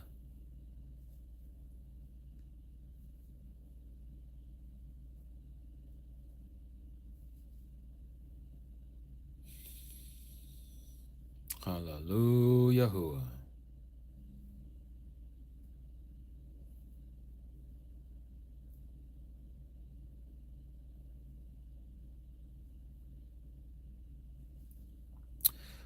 Jamie, where do you live? Where do you live, Jamie? Okay, Cody Lupe. Yahuwah barak you and keep you, and may he continue to allow the countenance of his light to shine upon you and all your mishpachah, especially your son.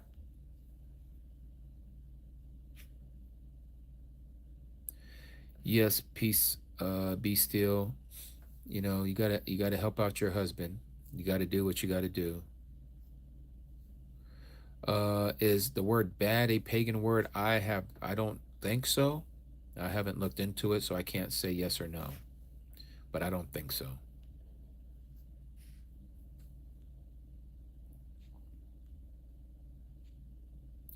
Yes, yes, Janine Gadul. Yes.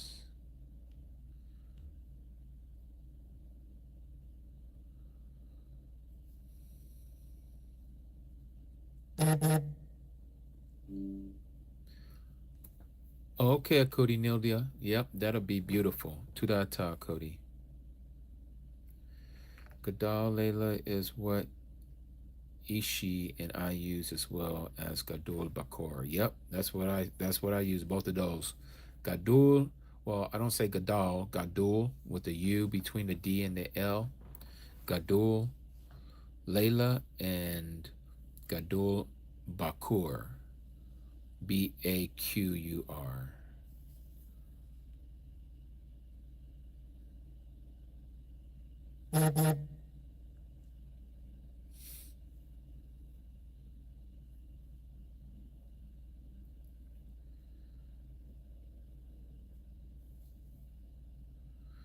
Yes, Good is pagan Cheyenne because so the word, let me write this down here. So this word right here, where's my pen?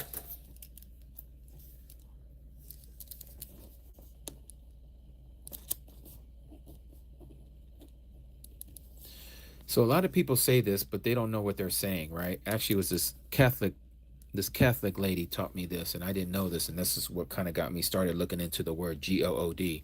But this was a greeting of when somebody was leaving. Okay, you say this as a parting greet, and this meant God be with ye. This is Old English. Okay. What you see here as goodbye is actually God be with ye. So they contracted the by from be and ye, and that's how you get by. And this Good is another way of saying this. So you're saying God be with ye, that right there. So God is pagan because it's actually talking about God instead of Good. And so you'll see a lot of even Hebrew words. You'll see Gad, Good, right? What's the other one? And of course, we know this one, but all of these are the same. They're all the same.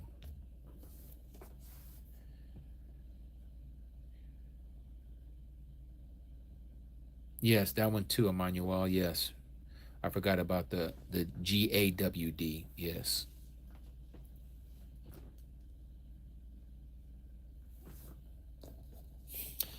Queen Got is the Germanic way of spelling it. Yes, and that's how they pronounce it too. Gott, Got in the German tongue. Cree, what does Gadul mean? Gadul, not Godul, but Gadul means great.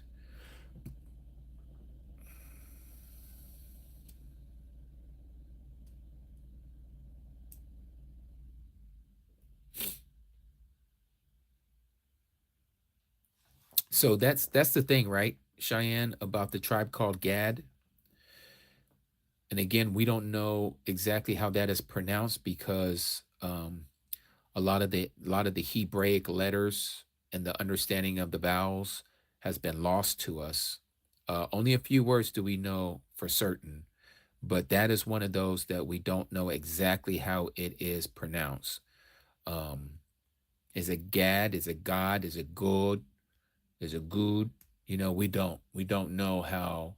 If you look up the word Gad, the tribe, the son of one of Yaqub's sons, it only gives you 2 letters.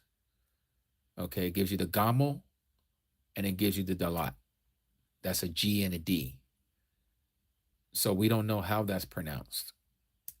People have speculated that it's Gad or God, but we don't know for certain.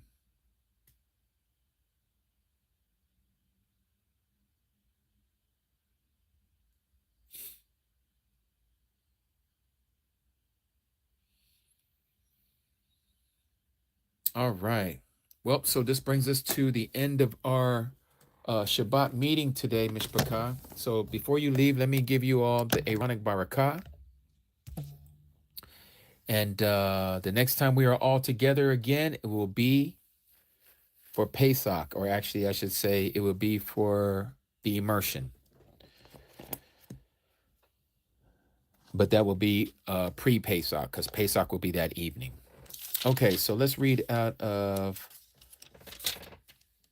Bamidbar, chapter 6. Bamidbar, chapter 6. Okay, in Bamidbar, chapter 6, we are doing the Aaronic Barakah. And it reads there for us. Starting at verse 22.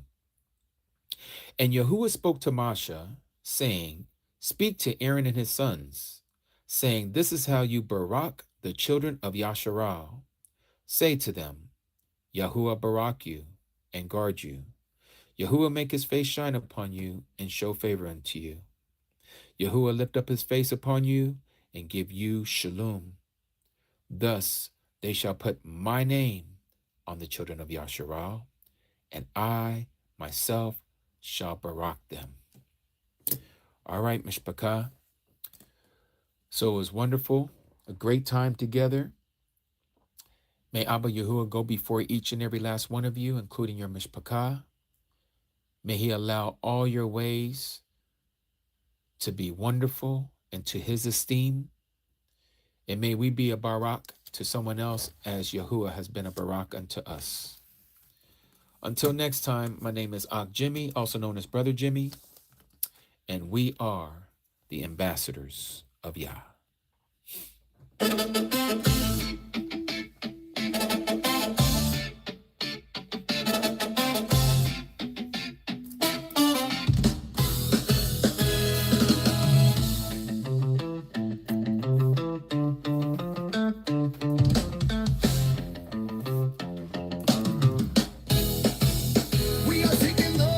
The children of YaHUsHa roll straight out of the book. The scriptures, verses sharper than fishing hooks, snagging souls, taking tolls, leaving devils shook. Who we be? Messengers, truth bringers, that's the key. Unlocking minds, leaving darkness in debris. We are the ambassadors, ambassadors of YaH. We are the ambassadors, ambassadors of YaH. Spreading love from near to far. We are the ambassadors, ambassadors of YaH. Listen close, hear us, yeah. We are the ambassadors, ambassadors of YaH. Spreading love from near to far. We are the ambassadors, ambassadors of YaH. Listen close, hear us, yeah. Verses be thumping, shofars be blowing, beat be steady. Word power every hour, truth already. Blended deep secrets, keep fools unsteady. We elevate till your fate be ready. No compromise. Open your eyes, see the light. Walk tall, stand strong with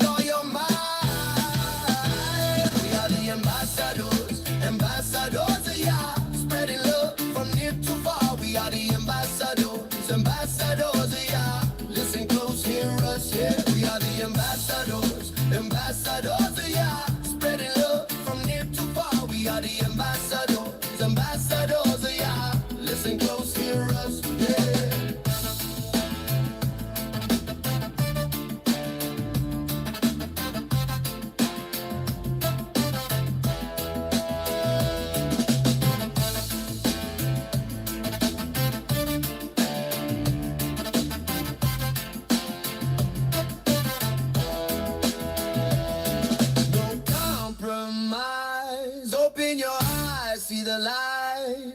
Walk tall, stand strong with all your might. We are the ambassadors, ambassadors of YaH, spreading love from near to far. We are the ambassadors, ambassadors of YaH.